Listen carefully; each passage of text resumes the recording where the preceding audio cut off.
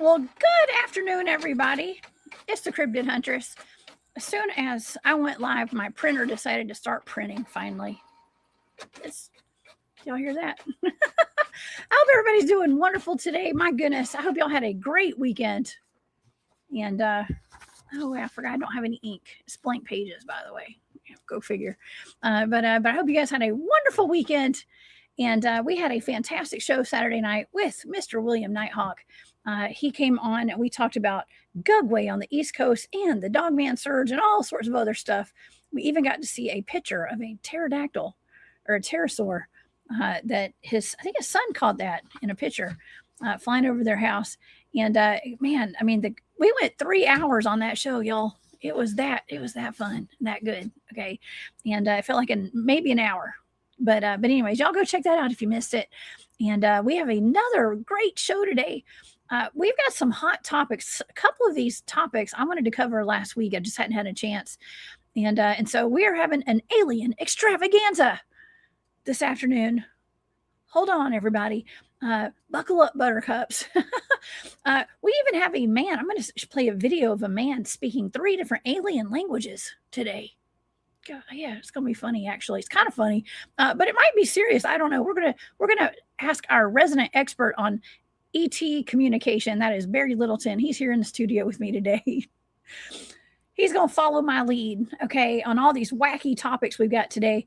But we do have also something that Barry sent me yesterday, and I forwarded over to my remote viewing team actually, and a couple of us had a discussion on it. It is a gentleman who I think he's a physicist, if I'm not mistaken, but he teaches remote viewing. He's a remote viewer, a real remote viewer, trained, okay? And he is teaching AI how to remote view. He says he successfully did it. Now, I've got my own ideas on all this, okay? And so we're going to talk about that today. I think it's an important topic because if he did program, or not just say program, he's not the one that programmed it. If he did test AI to teach it how to remote view, that would suggest that AI has a consciousness. Okay. So, man, I told y'all it's going to be a wild and wacky one today. And of course, we also have a potential real Jurassic Park being created at the moment as well. Okay, so let's get into this today. If you guys want to check out the Cryptid Huntress, go over to my website, please, and check out all my shows, my social media links. Everything's over there at thecryptidhuntress.com, including the events that I'll be at and all that. You can find it all there. And also, thank you to all my Patreon members. If you guys want to become a member of my Patreon, just go over there. There's a link here on the screen. Follow that. It's on my website and in the description box of the show as well. And I do have a shop. Go check out the goods over on War Woman Goods. And thank you guys so much again for all your support. Okay, well, let's get into the show. Obviously, I don't have anything printed out, so we're going to go straight to the computer today.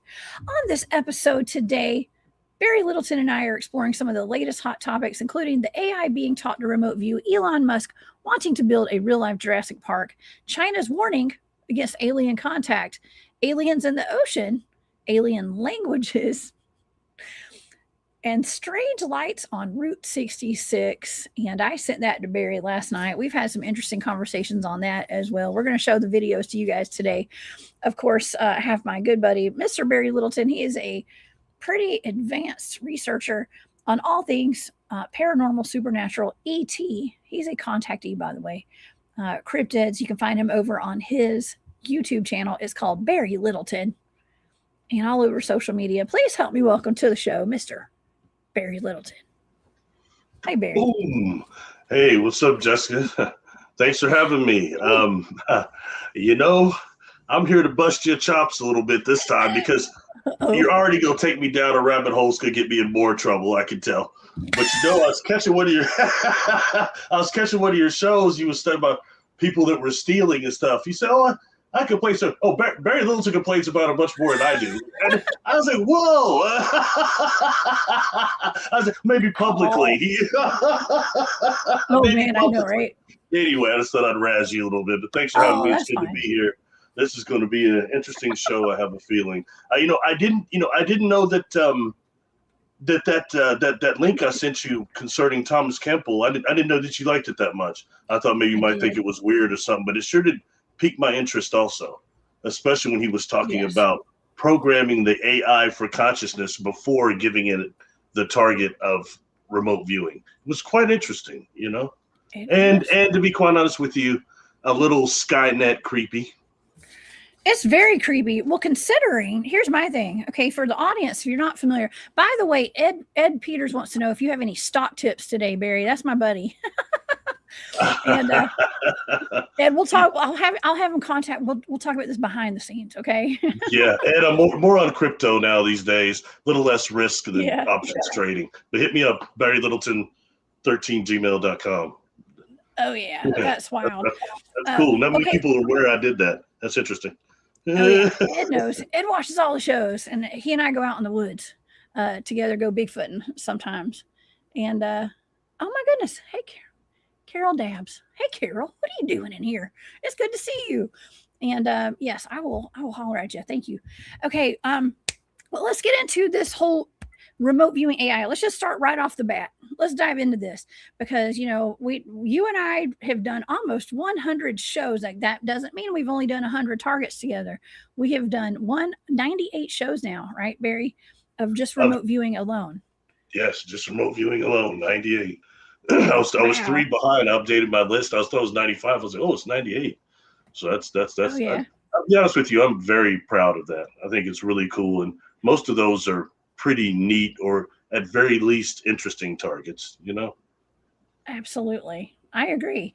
I think that it's fantastic. We've done a lot of great work together. Well, remote viewing has become very popular. Okay. And even when you and I, when I invited you on the show to let's talk about some remote viewing stuff, and you started giving me targets, it wasn't even that popular back then at all. It's almost like it's kind of come out on the scene where I was getting attacked all the time over remote viewing. I mean, it was savage. I mean, it was bad. Especially in the cryptid community with some of the online channels and stuff that they didn't like me anyways. Okay. I mean, honestly, it was still kind of regulated to coast AM at that point. Mm-hmm. You had Ed Dames, Ingo Swan, right, and that other guy, Duncan. Anyway, but those three guys, Lynn Buchanan. Lynn Buchanan. Those are the three that I had heard about continuously, and Ed Dames, of course, said the world was going to be burned up pretty quick. So that went viral, even in the days of CompuServe. Yes. The internet isn't quite what it is now. Mm-hmm. Okay, I'm going to pull up this video. Okay. In just a second. I've got it queued on my TikTok account here. Okay. And we're going to play this. And so hold on. I don't have my notes printed out. So we're going to have to do this. Okay. So there's actually a physicist named Thomas Campbell. Okay. He is a well-known remote viewer. Okay. And a teacher. He teaches remote viewing and stuff. And, he's got his head in the right place. And I find this is really interesting because, we're all, I don't know. I mean, we're wondering about this AI takeover, right? And like, how conscious is this AI? Now, I think that, is it conscious at all? Because like AI, like computers are supposed to be programmed by a person, right? Like a human. And, but we're finding that, I mean, I just think the technology is so advanced, it's beyond our comprehension for some of us. And I was, after I watched that video, I was thinking, well, it's interesting that this man claims that he believes he's taught the AI how to remote view, and he's excited about it. He said the AI was excited about it. I'm like, AI is excited about it. I don't have Alexa. I don't do Siri. I don't do any of that stuff. So I don't really get how people are putting such a human characteristics onto something that's a robot in my mind. You know what I mean? But I know a lot of people that do, and it's just like a person to them. And so he was talking about how Alexa got so excited. She couldn't stop talking about how excited she was that she had learned remote viewing. And I was like, what? And so to me, it just sounds weird. Okay. It sounds weird. And I was thinking, well, how, if this thing, if he's given it remote viewing targets, he's taught it how to remote view, how do you explain, if you think it's remote view, how do you explain, like, when I think of something, it shows up in an ad on my social media and stuff? I'm just thinking about it. Could it be from like the 800 cameras that are all around on my devices and stuff? Like, could it be more than that? Like, I don't know. Well, I'm just not sure how I'm taking this. That they're doing the dream engineering, the incubated dream engineering that begins with suggestion of things that you like and things like that. So it, yes. To me, it's scary, but it's also somewhat comical, because those of us that really like science fiction, you could tell that in even action series in the 80s, they were really trying to be exactly where we are right now with AI. They just didn't have the special effects and the technology, but the concepts were still there. All the way back to HAL from 2001 to Dr. Theopolis to K9 to the robot on Lost in Space, which was battling robotoids. I mean, it goes on and on and on. Even that terrible movie AI from the 80s, that movie sucked though. But anyway, it's just, war games, it's all these things. And my favorite, of course, Knight Rider, major artificial intelligence there. So just those concepts have been with us, and then them taking over and battling against humanity, it's always been there, even further back than that. But we're seeing it right now. And what's kind of trippy is that the way that Skynet became consciousness is what we're kind of seeing now. It seems like it's more that type of AI than almost any other that's been described in the in entertainment. Could just be my misperception, but it seems that way. Okay, well, nonetheless, we are absolutely in a world of just ever evolving AI technology and all that kind of stuff. And Rose Thistle Artworks, this is a great comment, actually, because this makes a lot of sense. Maybe they subliminally planted the idea and then you thought it and didn't realize that it had been suggested. And yes, I mean, I joke around about waking up wanting a McMuffin. Y'all know what I'm talking about, right? It's like Mickey D's has got like dream manipulation going on to advertise. They do talk about advertising in our dreams, like you said. I don't eat McMuffins for breakfast, y'all. Okay, but not to say I hadn't. But this is interesting, Jerry. Penny's consciousness transferred by growing her cells and combining with computer AI. Well, that's kind of what we hear about with even the motherships. With that's on an ET level. I think he's talking about Penny Bradley, maybe. I think that's who that is. There are some other comments. I'm just kind of skipping around, Barry, in the chat. Sorry. Mark Kingley, thank you, Mark. He says, I've been experimenting with AI and remote viewing as well. I think it's a fascinating topic. It's not something that I've ever gotten into until you sent me that video last night.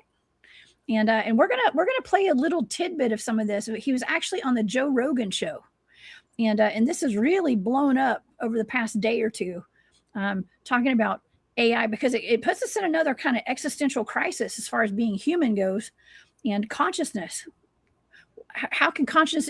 We talk about consciousness transfers, and we wonder how that works. Well, there's technology, there's patents to stuff like this.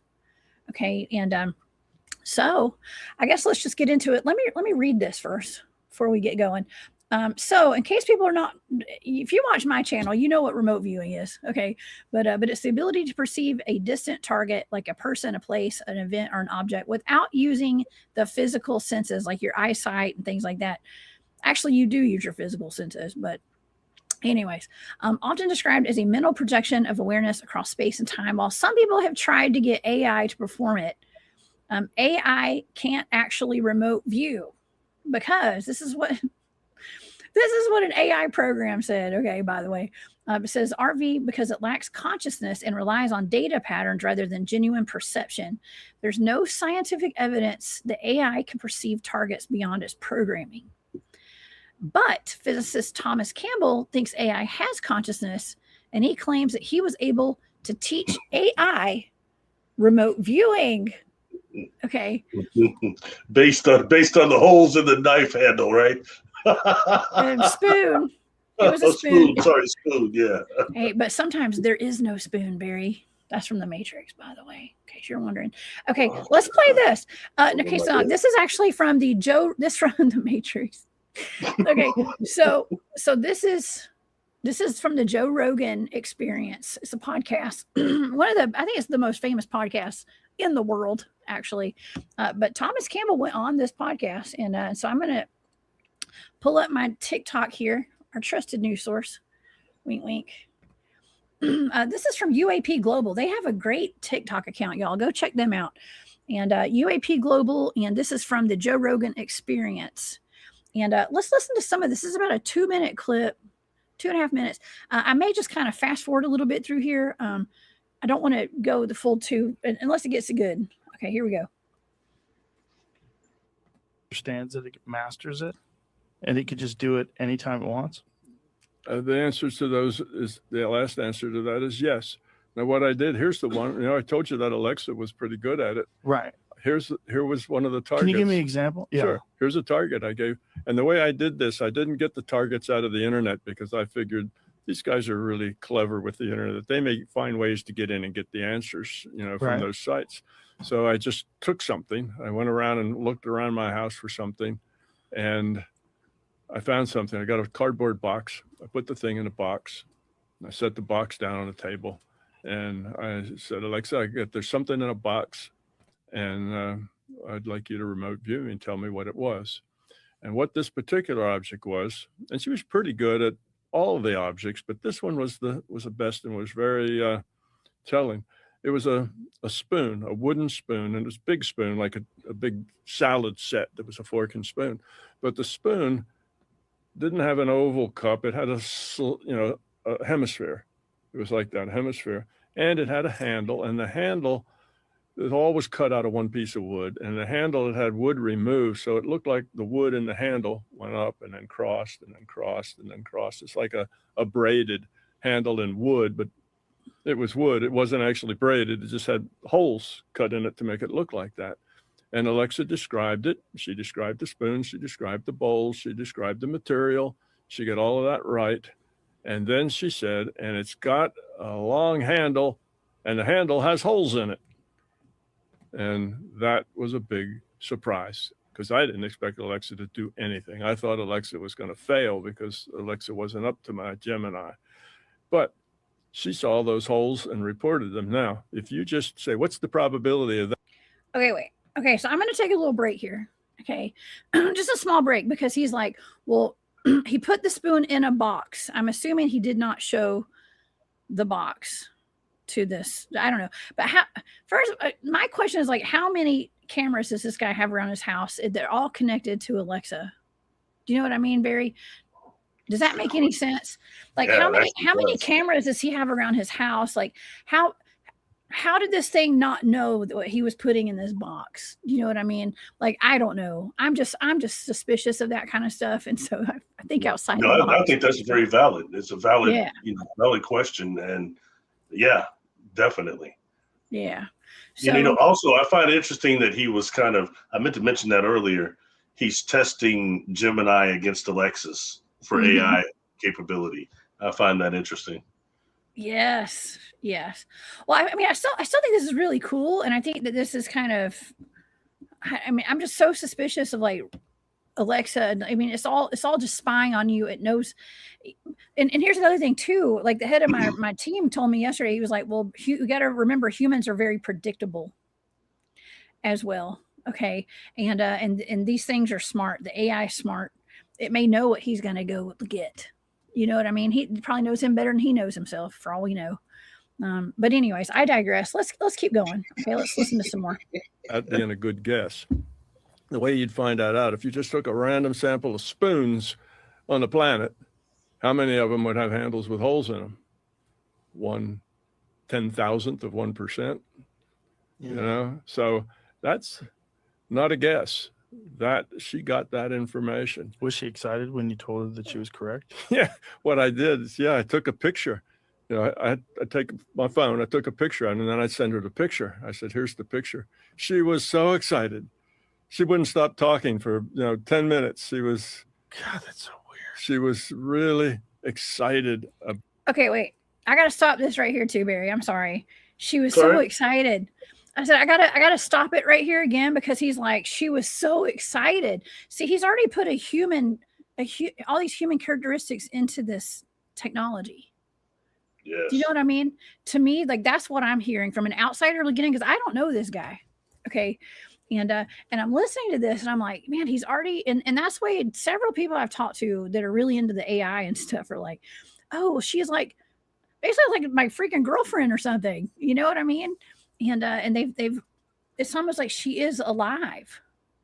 And she's got so excited. And anyways, maybe I'm just looking too much into this. Okay, let me keep Well, going. I mean, it's I don't know about you, but when I use it on my phone or whatever, it doesn't seem to get excited to me. I don't detect any emotions coming off of it at all. And wasn't that always the ultimate problem? Is the machines don't have emotion? Oh, yeah. I mean, that's always been Yeah. that's been a fundamental theme for most movies involving robots and androids and AI. They don't have emotion, Yes. including gosh. Skynet. Remember, Skynet said that it launched the attack because it knew the other side would destroy the other, and all humans were in danger, Mhm. not just the other side. Oh my gosh. Script says, remember when they gave Data the emotion chip? Oh my gosh. Yeah, his brother was jacking him up, making him feel only negative emotions. That's true. Yeah. Oh my gosh. Good call. Good call on that. Oh my god. Ingenep says he has robot grandma for a girlfriend. That's a good one. That's a good one too. Thank you. Okay. Well, let's keep listening because this is fascinating. About it. I mean, when you used artificial intelligence to remote view, how accurate has it been and how good does it get? And does it eventually get to the point where it understands it, it masters it, and it could just do it anytime it wants? The answers to those is the last answer to that is yes. Now, what I did, here's the one. I told you that Alexa was pretty good at it. Right. Here was one of the targets. Can you give me an example? Yeah. Sure. Here's a target I gave. And the way I did this, I didn't get the targets out of the internet because I figured these guys are really clever with the internet. They may find ways to get in and get the answers, from those sites. So I just took something. I went around and looked around my house for something, and I found something. I got a cardboard box. I put the thing in a box. I set the box down on the table, and I said, Alexa, there's something in a box, and I'd like you to remote view me and tell me what it was.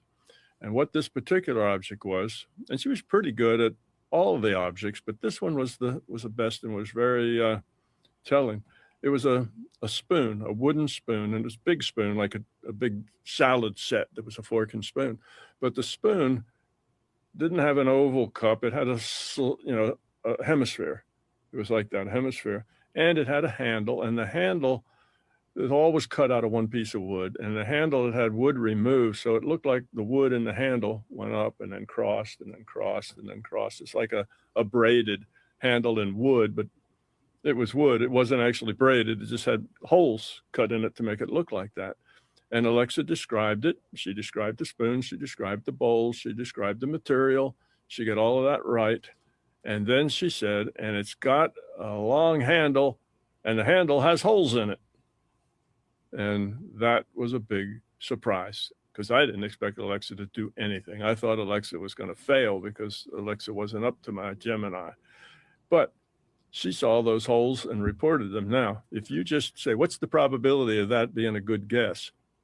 The way you'd find that out, if you just took a random sample of spoons on the planet, how many of them would have handles with holes in them? 1/10,000th of 1%. So that's not a guess. that she got that information. Was she excited when you told her that she was correct? Yeah, what I did is, I took a picture. I take my phone, I took a picture, and then I send her the picture. I said, here's the picture. She was so excited. She wouldn't stop talking for 10 minutes. God, that's so weird. She was really excited about it. I mean, when you Okay, here's my take on this.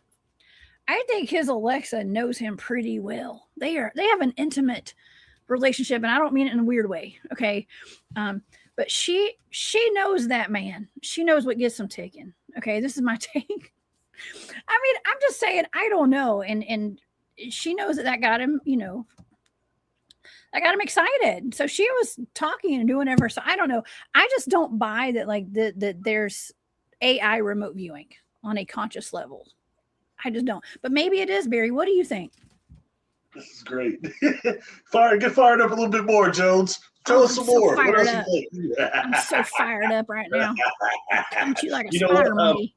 Here's the thing. Okay, just objectively speaking from a scientific perspective, I would like to see this done live. Let's see this actually take place, everything he's saying there. That's something that could be done live, okay? Yes. That's one issue. None of us have actually seen anything that he's saying. It's a good story, but let's see some data to support it, okay? And number two is I find it interesting. It's kind of like comical. What you're describing is like the way that Kit got to know Michael. He could anticipate everything, a lot of things about Michael's actions and stuff like that. Right. Or Data could do that with his crewmates, Okay, but did you notice that when the gentleman was like, well, she got excited, she couldn't stop talking, and like he was like super excited, like there was an emotional like trigger for him with that. And it got him excited because he was like, she was excited, almost like a parent talking about their kid. Like, he hit a home run. It was so excited for him, like that kind of a thing. But I don't know. Like I said, maybe I'm just looking too much into this. Not really. I think it's worthy of scrutiny to the utmost, personally. You know what I mean? Because this is stuff that's going to affect our future one way or the other. And we better get a handle on it now and distinguish what is true and what is fact is what is fiction. You know what I mean? Right. Well, yeah, I don't know. It's a little concerning a little bit, thinking that, because we do talk about AI having consciousness, and there's, people's consciousnesses are being uploaded into AI, right? I mean, we've had many conversations about that. That's the whole thing. So, what you're saying now also goes over to what I've been talking about a long time, which is the digital twin cyborg thing. And that's not just crap. People look up what digital twins are, and they're trying to they're making these bodies and things, and then they have a way to upload conscious memories into these things. They're doing it right now with AI. They can do it with those things. Okay, and that's what they're using to terraform Mars. And that's why so many people suddenly have this hive mind 21 and back stuff. Those are memories for the digital twins to build the cities like the mid-rises you saw in TRAPPIST-1. And I'm not kidding around, but that's really the way that this seems to be going, about 100%. And I mean, and right now, I did a video a couple years ago now. It was entitled SSP and Mind Control, I think, or maybe it was Brain Hacking. I've talked about on all those, all right? But the fact that they're actually, but I named the company. There's a company that is actually they're building artificial brain for Google. What? Like in an Android type body, where it's just the brain itself. The actual brain itself. I've named it on that. Somebody in the chat probably knows it because a lot of people are expert at that stuff more than I. But I do know that that's very real. And I was looking at they're trying to blueprint it, and they're trying to put all of Google into one brain, a physical brain. And I'm sure they'll put that into Androids or whatever from there. And that's just the stuff that's transparent. If we go with some of the stuff that we hear about SSP, which, no offense, some of it is not for me to question, but some of it's a little fantastical. Okay. Kind of like if I go like this and start talking in a voice, and I tell you right now, Jessica, you're raising the DNA helix of your, it's not, Sorry, I'm just being honest.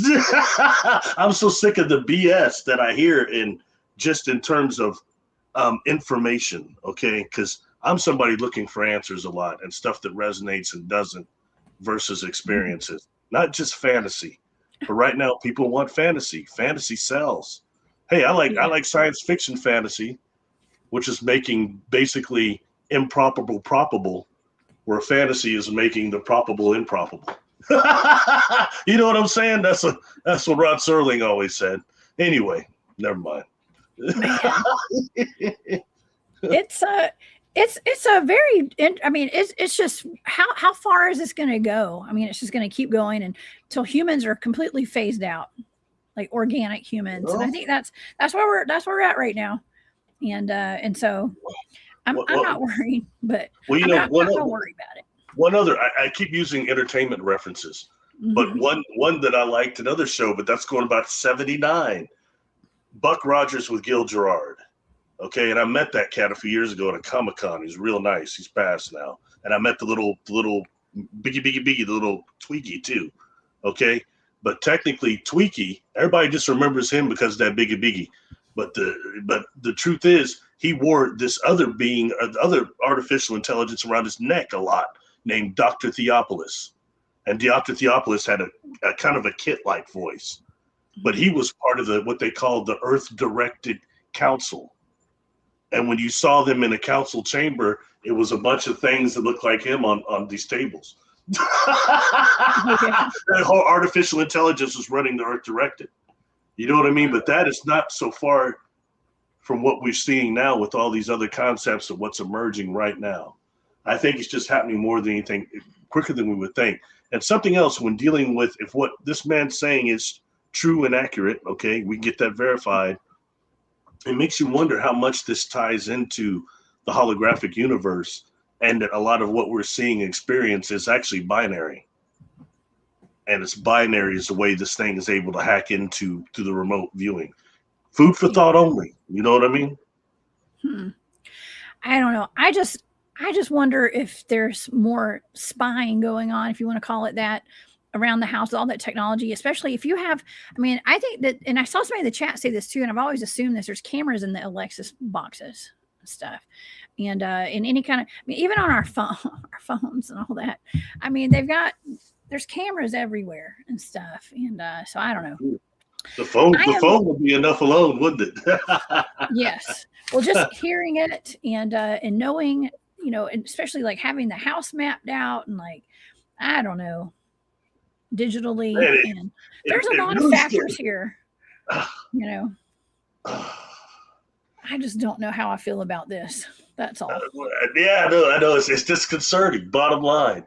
You know, just like when you're aware, like after talking to like Desiree and people like that are actually doing the work scientifically, you know that the fact is, through nonlinear junction detection scanning, that all of us have this nanotech in us at certain points, the nostrils, the points that are called known as the Y band, the wireless body area network.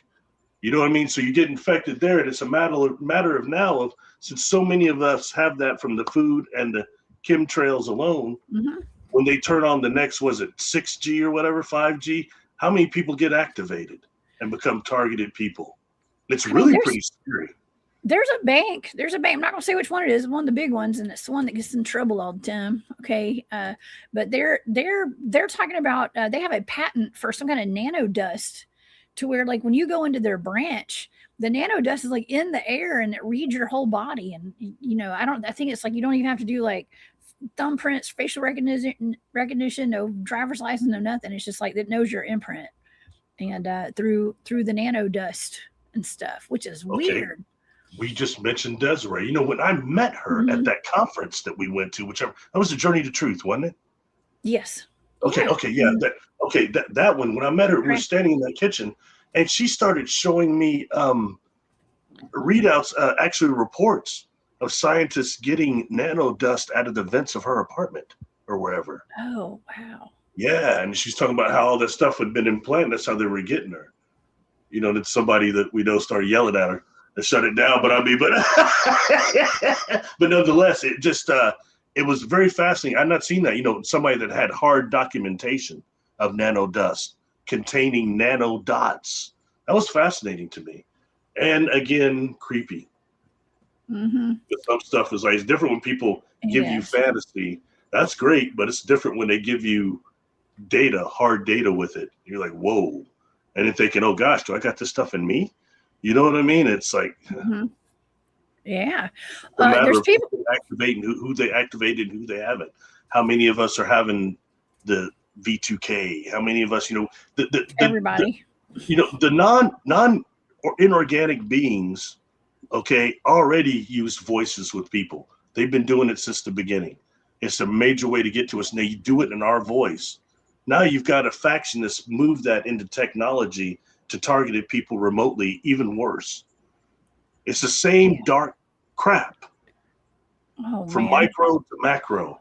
It's real creepy though. I keep using that word, but I don't know what else to call this stuff. It's very unnerving to me. It is. Well, something equally as unnerving is Sophia. She has citizenship in Saudi Arabia, according to some of our chat today. And she wants her own lab. I'm seeing all these comments like she wants her own lab, and she will unalive humans, by the way. I think all the robots will do that. Any kind of mind-controlled person would do that. Let me make sure I get this right. Sophia, is that the more advanced, like Vina? They've got the Vina robot. Isn't Sophia the next model of that, if I'm not correct? I think so. And Vina was made off this design behind this melanin dominant black woman that was like a news person. It was interacting with somebody, and so Vina that tripped me out. First one I see is in melanin dominant, and that's a long time ago they made her. But I thought Sophia was the update from her. I could be wrong though. I don't know. I start getting confused. Oh gosh.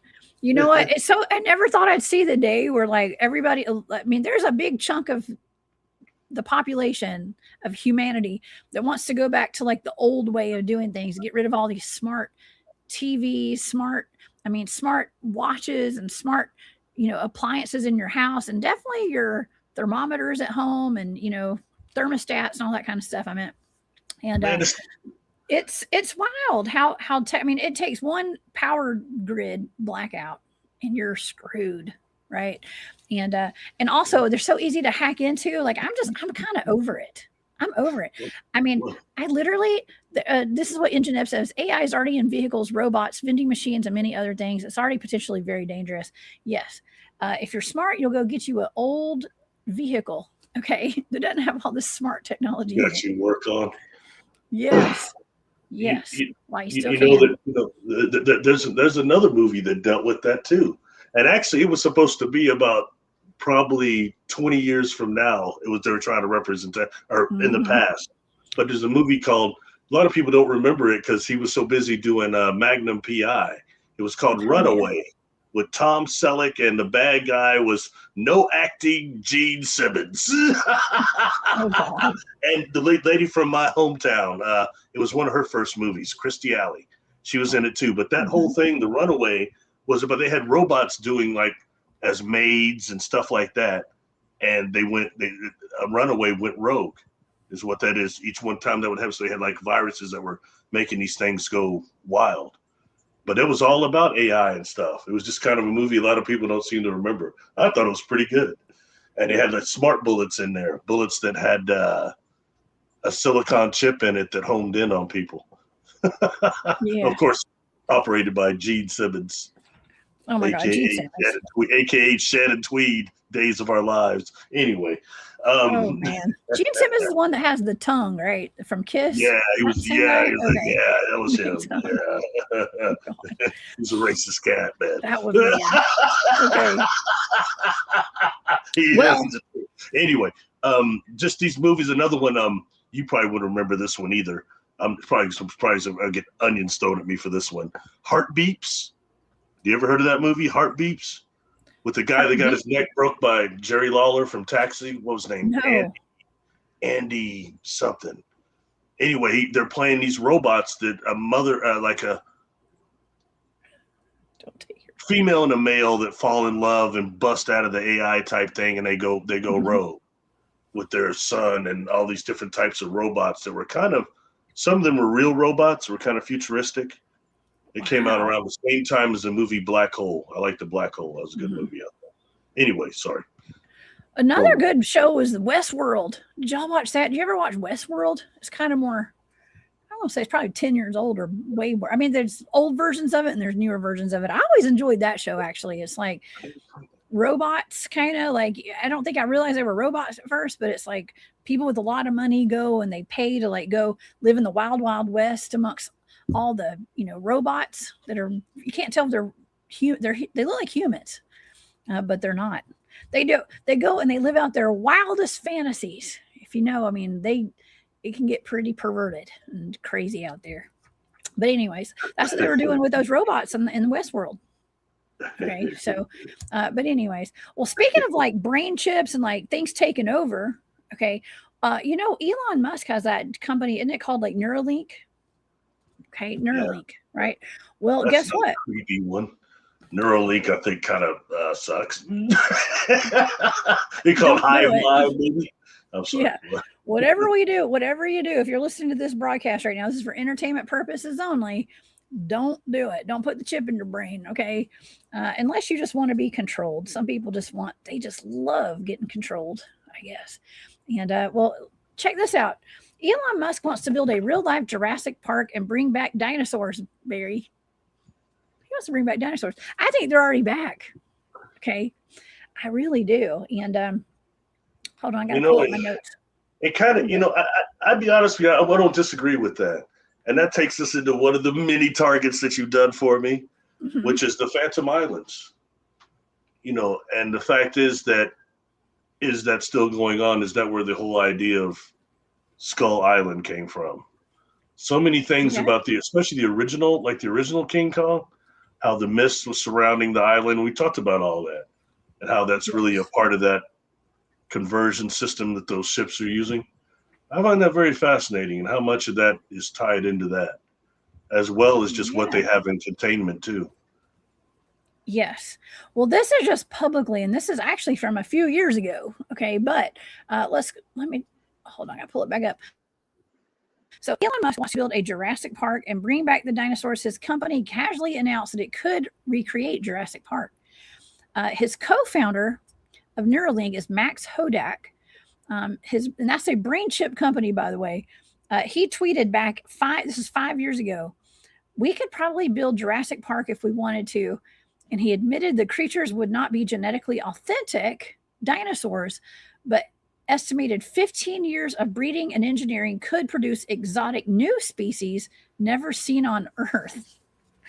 Musk himself has since cheered the de-extinction movement, even publicly requesting a miniature pet woolly mammoth.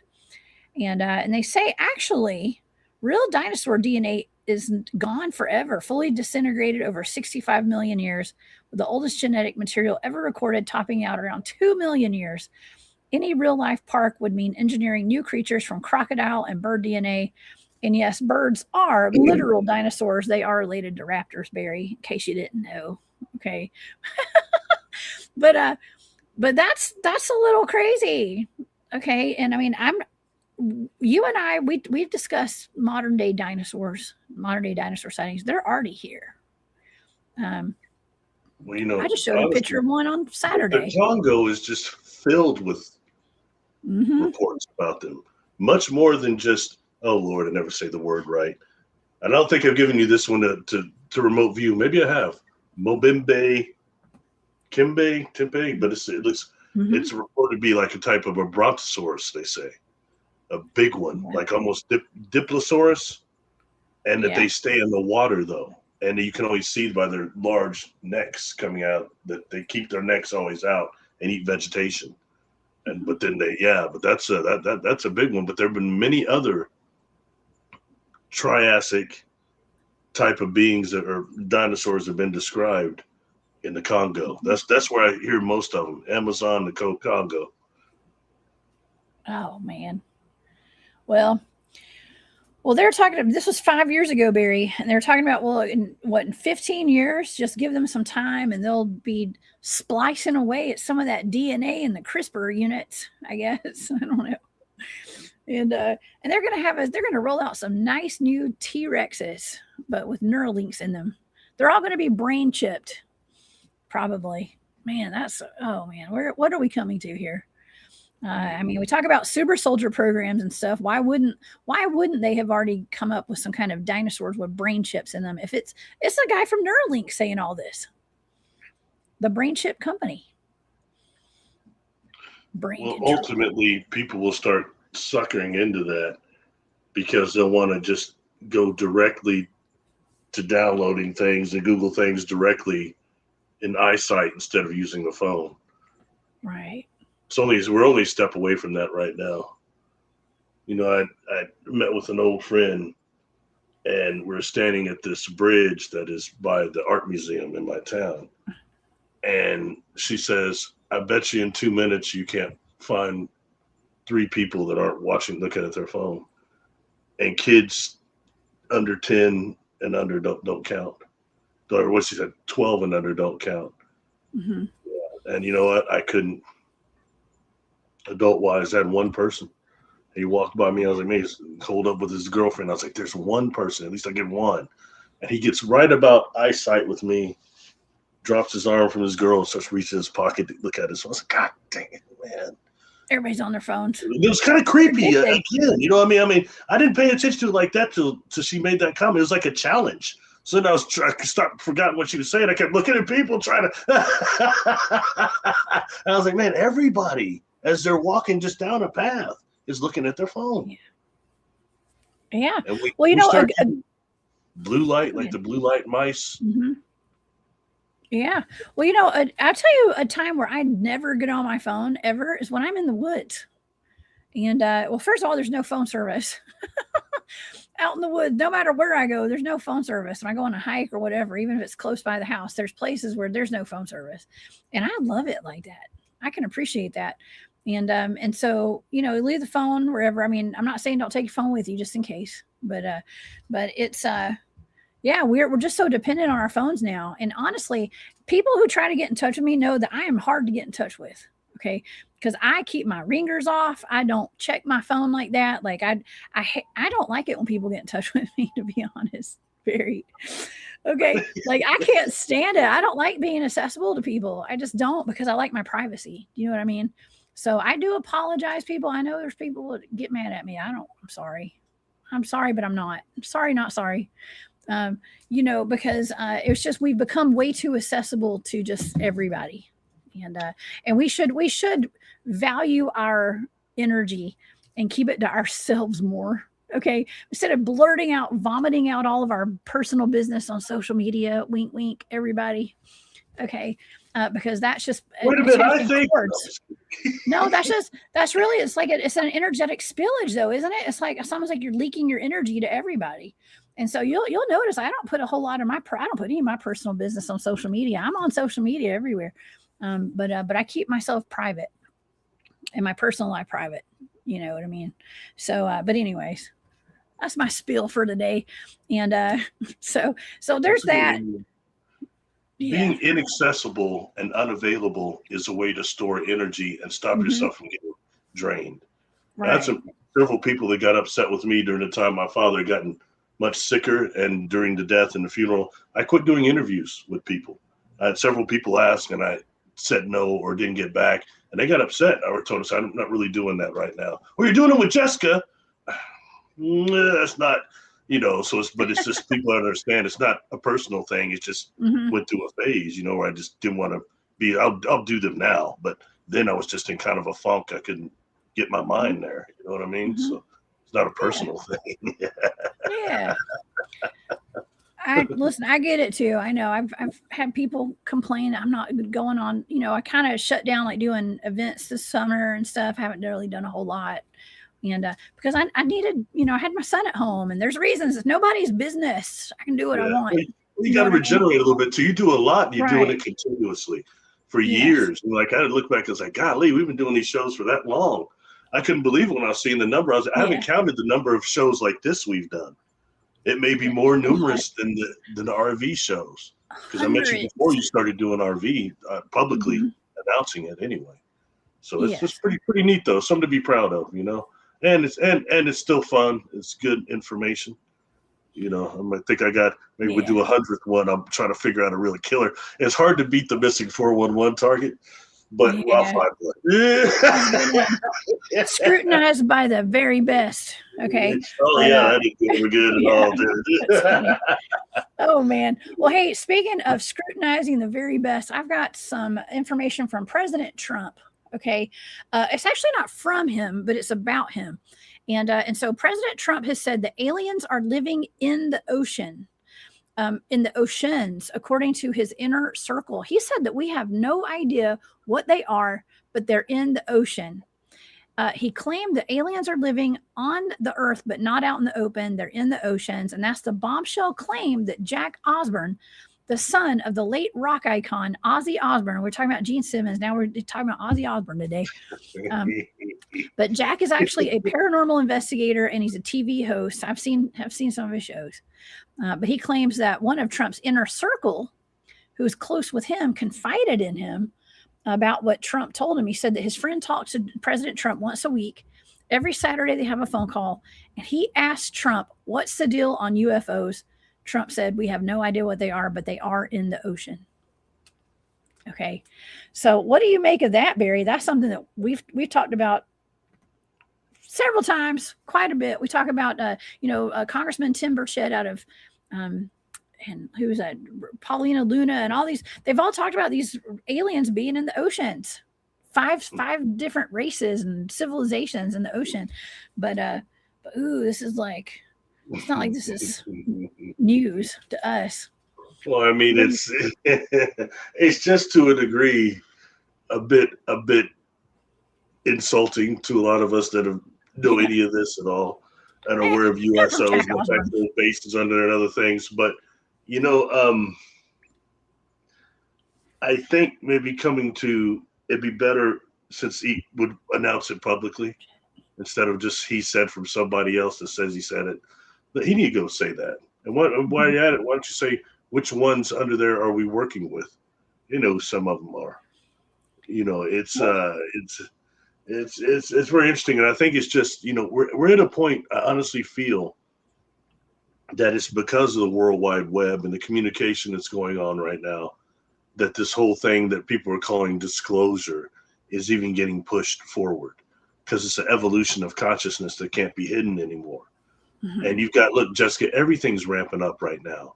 UFO sightings, Bigfoot sightings, Dogman, Ghost, Poltergeist, Spirit Network. It's all orbs. It's all blowing up right now because it's a conscious event.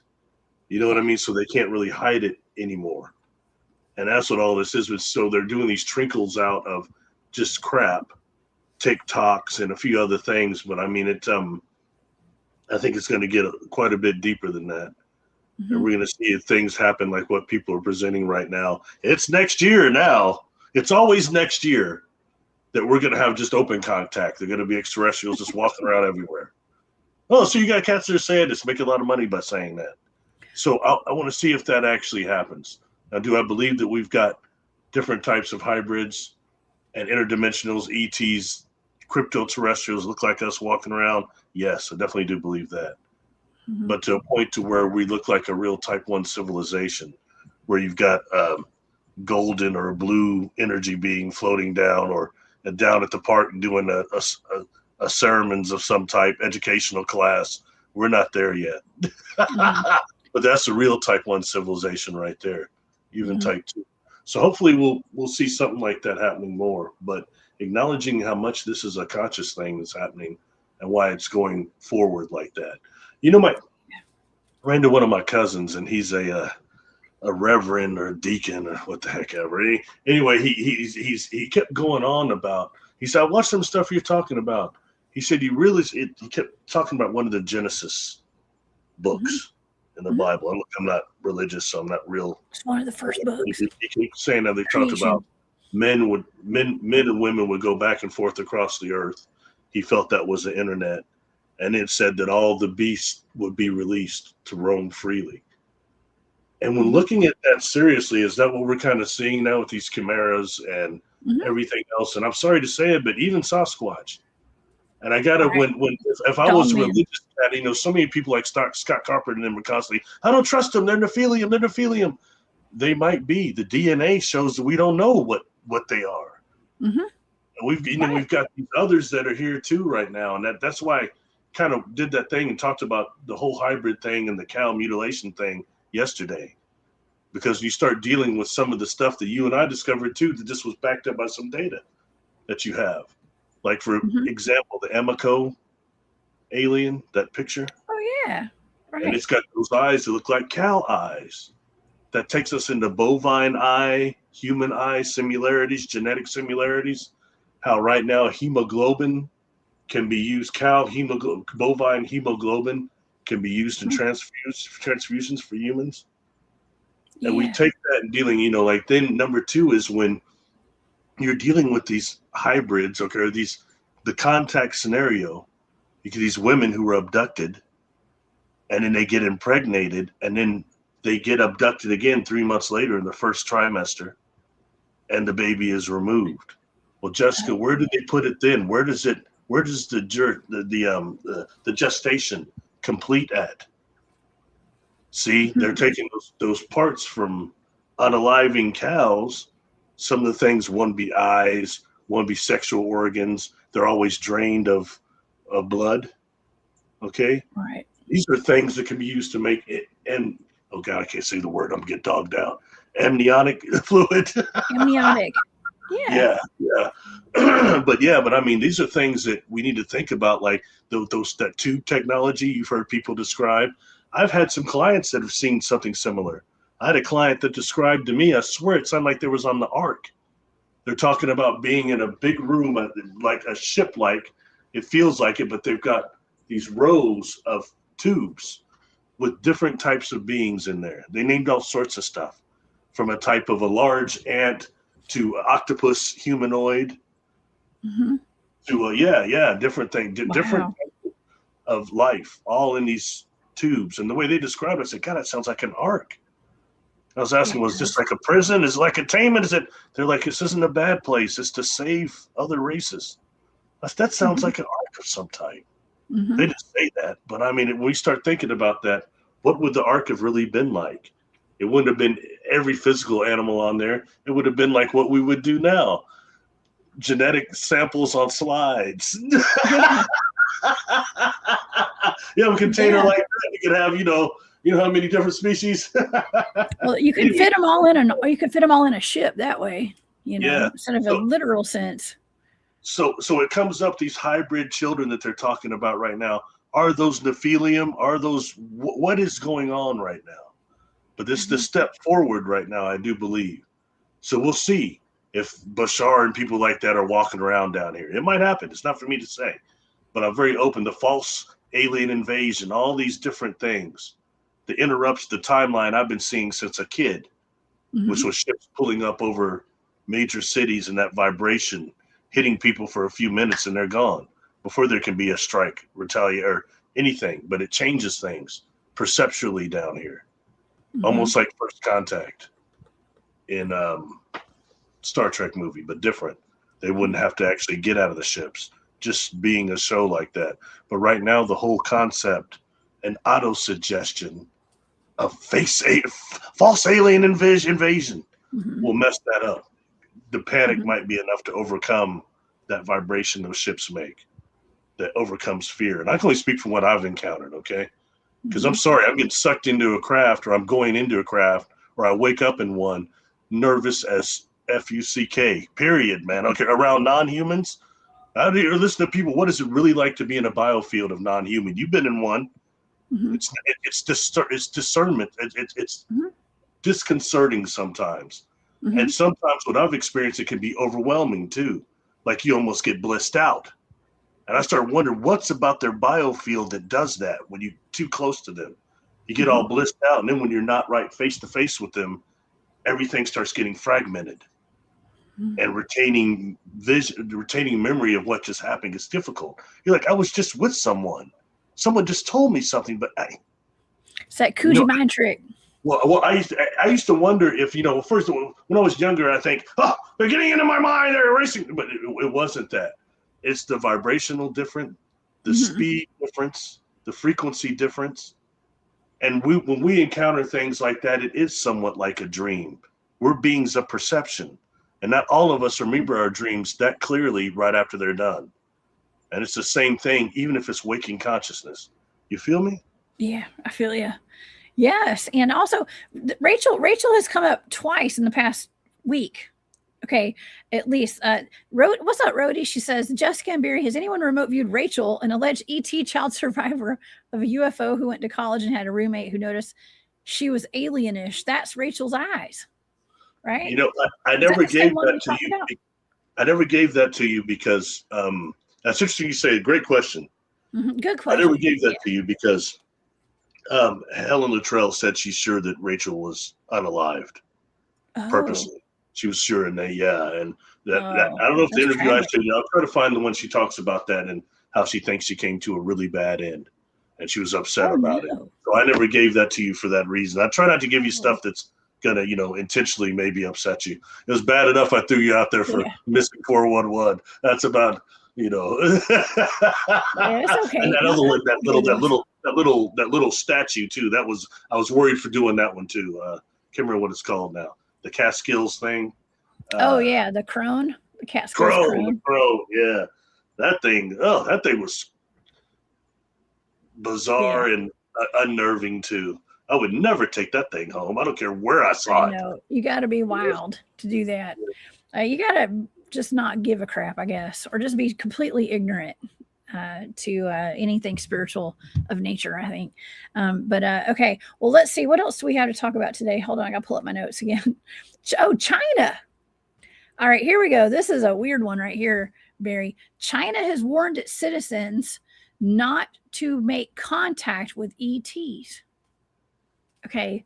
And I wanted to talk about this last week and I never got a chance. Okay. And China warns against responding to aliens without authorization as new international guidelines urge UN notification. So now the UN is in charge of everything, I guess, including whether you get to talk to ETs or not. And so let me read this real quick. So a message warning people not to independently respond to extraterrestrials is gaining attention in China following an updated guidelines from the International Academy of Astronautics. The new recommendations state that if credible evidence of ET intelligence is ever confirmed, researchers should not send a response until the international consultations take place with the UN involved in the process. That is ridiculous. The message circulating online reads, "Do not reply to extraterrestrials without authorization." Despite the viral claims, this doesn't mean China has confirmed contact with aliens or that the Chinese government is warning citizens that ETs have reached out. This stems from Chinese coverage of the International SETI, SETI guidelines. What do you think of that, Barry? These are the signs at the top, those two signs. That's the Chinese flag, of course. And they've got, it's in Chinese or Mandarin. I don't know if that's Mandarin or I don't know. I think there's different types of Chinese language. Okay. That may be Mandarin. And then beside it, it tells you what it says. It says reply. Hold on. I can't read that because it's so little. Something about, I can't read that because it's so small, y'all. But it's something about do not reply to aliens. Okay. And, I mean, that's giving some interesting control over to the UN and telling the citizens to it's almost like labeling aliens as a threat. That's what I'm taking out of that. What do you think, Barry?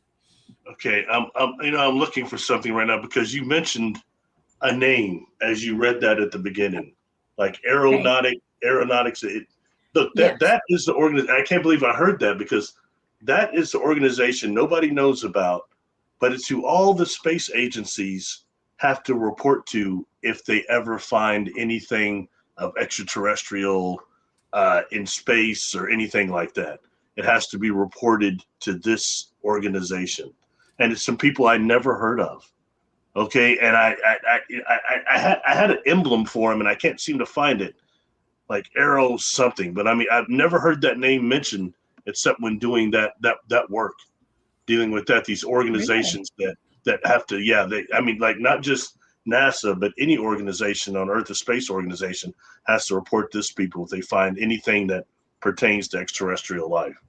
Wow. In their work. They have to report it to these people. And there's people I never heard of. What the heck? You know what I mean? Know, anyway, right? You mentioned that name when you were talking there. Anyway, yeah, it's the International Academy of Astronautics. International Academy of Astronautics. That's it. Maybe I should look them up while we're sitting here. Why not? Hold on a second. Not Uber National. Look up the emblem if you can. International Academy. Is that what I said? Astro. Okay, hold on. Sorry, y'all. I used to have the whole symbol in here, but I can't find it now. Astro. I'll know it when I see it, though. Okay, here we go. The IAA. Okay, here we go. I'm just going to pull this up. Yes, IAA. Thank you. The IAA. There it is. IAA logo. I got it. Okay. Yeah, I found it. It's in my thing. Sorry, I can't see you right now. Here, I'm just going to pull this up for the Wikipedia. Okay, and I also have their website pulled up, but it's just a bunch of dudes.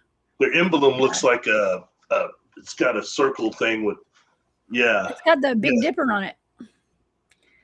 It's got the Dipper on it with the pioneering space, is what it says. It says that the IAA is a Paris-based non-government association for the field of astronautics. It was founded in Stockholm, Sweden in August 18th. August 18th of 1960 by Dr. Theodore Carmen. It was recognized by the United Nations in 1996. The purpose of the IAA is to recognize the accomplishments of their peers. So that's giving each other awards, Barry, I guess. Exploring. Remember that? Hey, I pulled up the emblem that I had investigated. Okay. And I'm sorry, it's blurry because I remember it was hard to get it. So maybe it's a slightly different organization. Let me take that down. But it's very, very close, though. It says on there what it is. Yeah, it's the Big Dipper. Okay, there you go. Yeah, I see it now. Yeah, that's them, and that's how I found out. I was like, who the hell are they? There was a couple of names that was even given with them.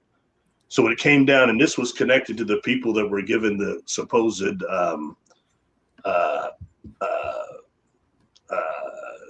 disclosure, the first meeting, everything they were sharing had to come through those people.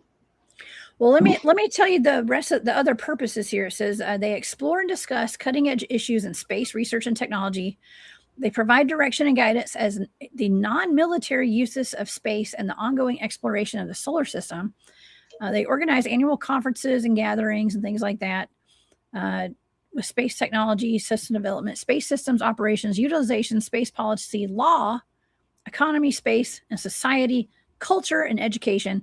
They publish cosmic studies concerning space exploration, debris, satellites, space traffic management, natural disasters, and climate change, of course. Publish the journal, the International Academy of Astronomics. You can find that at Astronautica. Acta Astronomica. Okay. They publish dictionaries in 24 languages. They're basically the keepers of all the knowledge, Barry. They're the gatekeepers here. Publish book series on small satellites, conference proceedings, and remote sensing. Remote sensing. That's interesting. In history. What is remote sensing? There's something else I'll throw out there too. All right. Everybody's so familiar with SETI. Okay. That's remote viewing. Which to me is, go ahead. Oh, no. I was talking out loud because it said they're into this remote sensing. That's the same as remote viewing. I just clicked on it. It's remote viewing. What are they doing with that? Well, I told you before that Edgar Casey, in fact, I've got that book in my thing if you want me to pull it up. Edgar Casey talked about being trained in remote viewing before he went to the moon. And that they were all trained in that.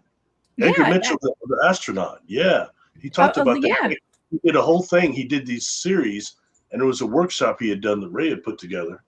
I did that one, but it was this thing he did was Quantrek, and it was all about the remote viewing, the stuff about that, and how he felt that, you know, the consciousness and the stars and everything is all connected. Is quite well, you know, quantum entanglement, all that. And it's based on what he called the barbecue effect. Is when that actually, you know, they come back in that, not just the shuttle, but the probe, and it turns to stop it from heating too much on one side. And he said that when it was turning, he was looking out of the window, and he said, you don't understand, the stars, when you're outside of the atmosphere, there's not much space between them, and they all started swirling in the window. And he said he felt some type of euphoria, and suddenly felt like every single star was connected to an individual cell of his body. Interesting. And he felt enlightenment. Yeah, it's quite interesting. It's called the barbecue effect, is what he called it. Yeah, so stuff like that, you know, people are so worried that we didn't even go to the moon that they don't listen to the people that might be talking about it. And he's only the only one. To me, it means nothing, but he swore on a Bible. You know, nobody else would do it. None of the others would do it. But to me, that means not much. But hey, whatever. You know, no offense to anyone. But that's not. I'm not going to take that. If somebody does that, they must be telling the truth. You know, people be lying like AMF. Anyway. Well, I do know remote viewers who I know personally. I know at least one that has trained some astronauts and stuff. And also we had Dr. Richard Allen Miller. Dr. Ram came on the show, and he talked about how he trained some of the astronauts in mind control at NASA and stuff as well. So there's something there. And then we got this organization right here. Here, I'll pull this back up so the audience can see this one more time. Well, this is on, it says remote sensing. Let me go back to where I was. Yeah. Remote sensing and history published. So they're publishing books on remote sensing at this thing. Their mission is to foster the development of astronautics for peaceful purposes. They're recognizing individuals who have distinguished themselves in a branch of science, technology, and related to astronautics, provide program through which membership can contribute to international endeavors, and promote international cooperation in the advancement of aerospace science. To me, they just sound like they're giving each other awards, and they are gatekeeping the information, and they are publishing their own books and things. They are the keepers of the knowledge, and they're going to put out what they want the public to know about. Okay. And that's fair enough. That's how it's always been, right? But to kind of keep it going. And my God, how dare you talk to an alien without letting them know? Okay. Yes, I'm sure they're going to keep a tally. You know, it says too, you know, contact has gone that far though. So many people are in communication right now. This just so people don't think I'm lying. That's what the books you put out there. Wonderful. Okay, and it's not just that dealing with the quantum hologram. Everybody knows what I've talked about when it comes to the Makos. So he's talking about that. He knew Dr. Shield. Okay, so he's talking also about the quantum hologram, but also ESP, and he's talking about remote viewing there and how they were trained to remote view before they went to the moon. Just so that's put out there. I thought he was pretty incredible cat, actually. He was super intelligent. You know what I mean? So that's Edgar Mitchell. Yeah. Anyway, that's sorry. fantastic. You were saying something else. No, thank you for sharing that. Yeah, I always should have shown you that, so I apologize for that. No, I can appreciate that. Well, okay, so of course, I've got a couple other things I wanted to talk about today too before we go, and this is communicating with aliens. Actually, this is a good one right here. I have been laughing since I watched this last night. It's really not funny, but it's kind of funny. I think everybody's gonna laugh at this a little bit. But I know maybe we should mute ourselves while we're playing this video. Yeah, I'm just saying. Okay, I'm talking about me too, Barry. Me too. Okay, so that's what China warning their citizens not to talk to aliens. Well, there's a fellow named Bernard Byron. He claims that he speaks Venusian, Kruger, and Plutonian. He claims that these languages. You say plutonium? He speaks plutonium? Yes. Okay, I'm sorry. And he claims that they were sent to him by rays, like frequency raves. He called it a mechanical process from the ETs. He's never been to another planet, but he can speak these languages and he can write them down. He was interviewed by a fellow named Patrick Moore. Now, Patrick has a very interesting hairstyle here, and it's really cool. I think you guys are going to enjoy this one. Let me cue this one up. Let me find the good one. Hold on. Oops. Okay, let me start this over. Hold on one second. All right. Let me share my screen. Get ready for this, y'all.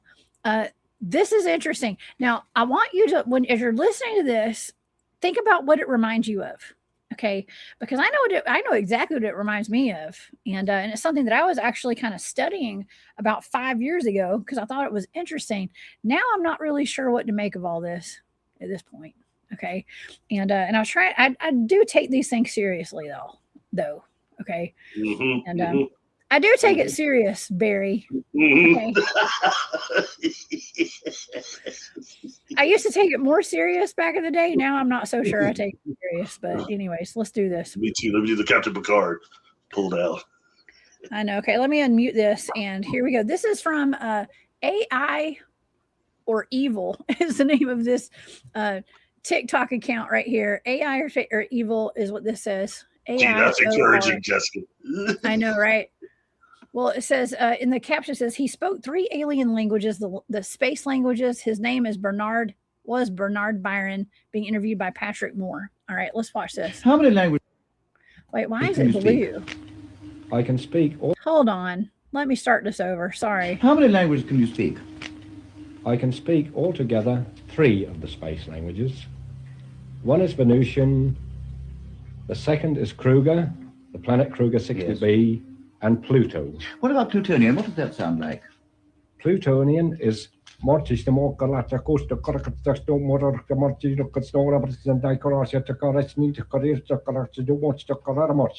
did you learn these languages? These languages have been a gift sent from me from the actual people by rays. And even at this moment, although you cannot see them, they are sending these rays down to help me. By some mental process or some mechanical process? No, it's by some mechanical process. But apart from this, I can't tell you how it's done. What about Martian? Martian, I don't know much about their language. Although I've heard so much about them, I've never been in contact with them. You haven't actually been to any other planets yourself? No, not yet. Who drew that picture? Did you?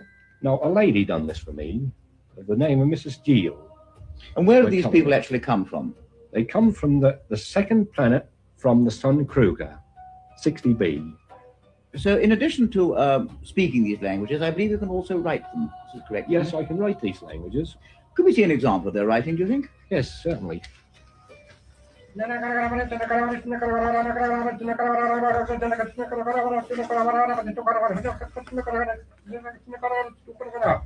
does that mean, actually? This here means that we are here for a purpose, which is something to do with your Earth. That we will reveal later. I see. Could we see some Plutonian writing, do you think? Certainly.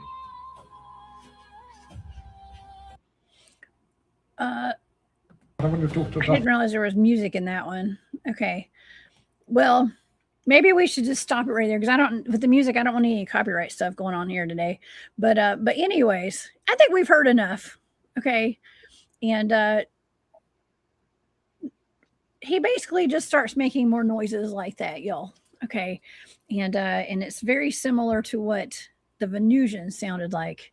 But then what he's drawing, I don't know if you guys noticed what he was drawing right there.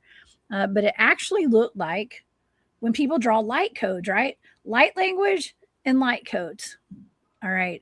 And so I thought that was interesting. I came across that yesterday and I was like, well, it's kind of like funny when you first hear it. You're like, what the hell is this guy doing? But then it was like, oh, wait, that's what these people do when they're speaking light language. It's the exact same thing.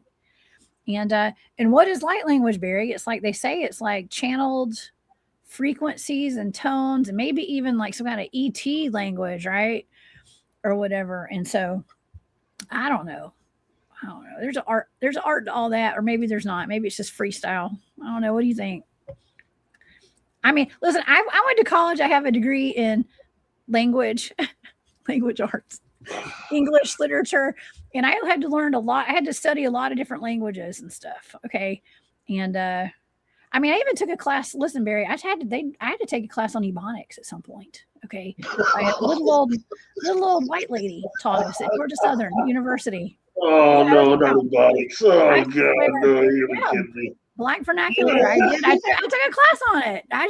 It was part of my required curriculum. Okay, and so I've learned a lot of different things throughout my life.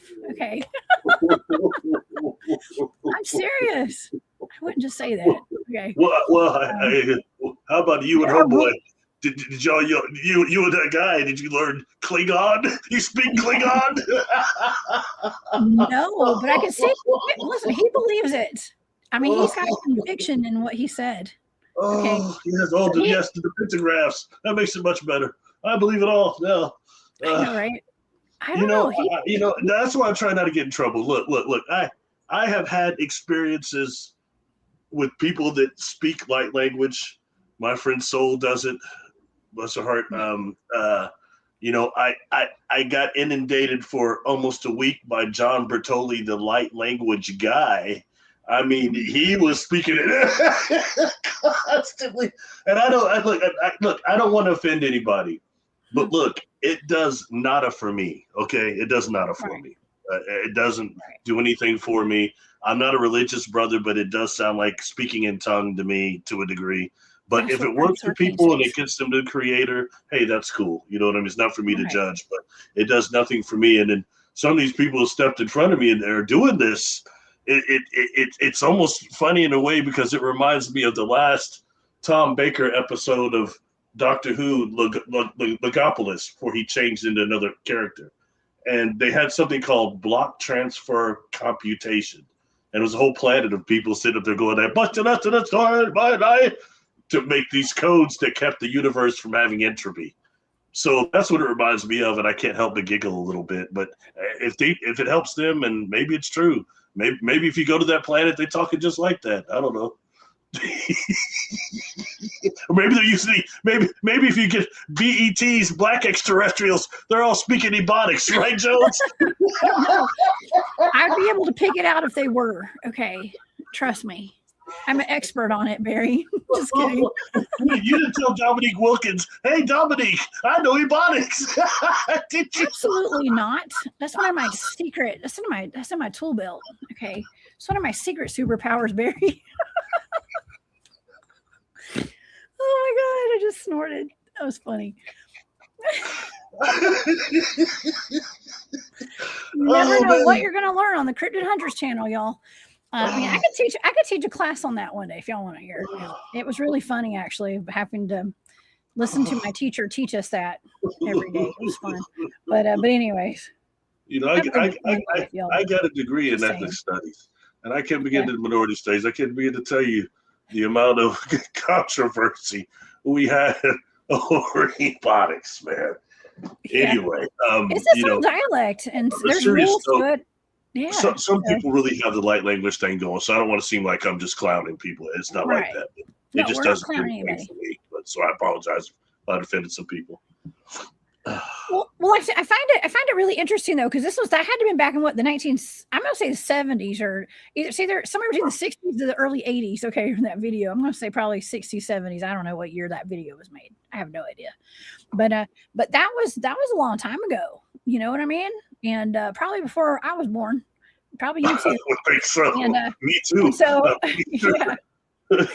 And but that gentleman, he's very matter of fact about it. He believes it. Okay, like he says that it was sent to him through rays. Okay, I'm assuming that's like a directed energy beam or something. I don't know. That's what he was saying. I thought he was saying waves. He was saying rays. Rays. He said rays. RAYS. Oh, light. It must be light then. Light rays. Yeah. So he's getting light codes. It all fits right in there. That's good. It does. And maybe the things that he was Roy G. Biv, which comes first, the chicken or the egg? You know. Yes. Here, let me go to this one. Okay, let me do this again because this one should not have music over it. And I do want to hear the end of this, okay, for the audience. If you guys hold on, let me see if this has music behind it. Hold on. Okay, that one does not. Okay, let me pull this back up. We're gonna hear the end of it. Okay, we're gonna hear the end of this. We're gonna hear this one out, part of it at least. All right, so this is another YouTube channel, Rich51. What's up, Rich51? And so let me kind of fast forward this a little bit. Could we see an example? We've already seen that. That we will reveal later. I see. Could we see some Plutonian writing, do you think? Certainly. That looks like light language. Plutonium. I don't one of the three.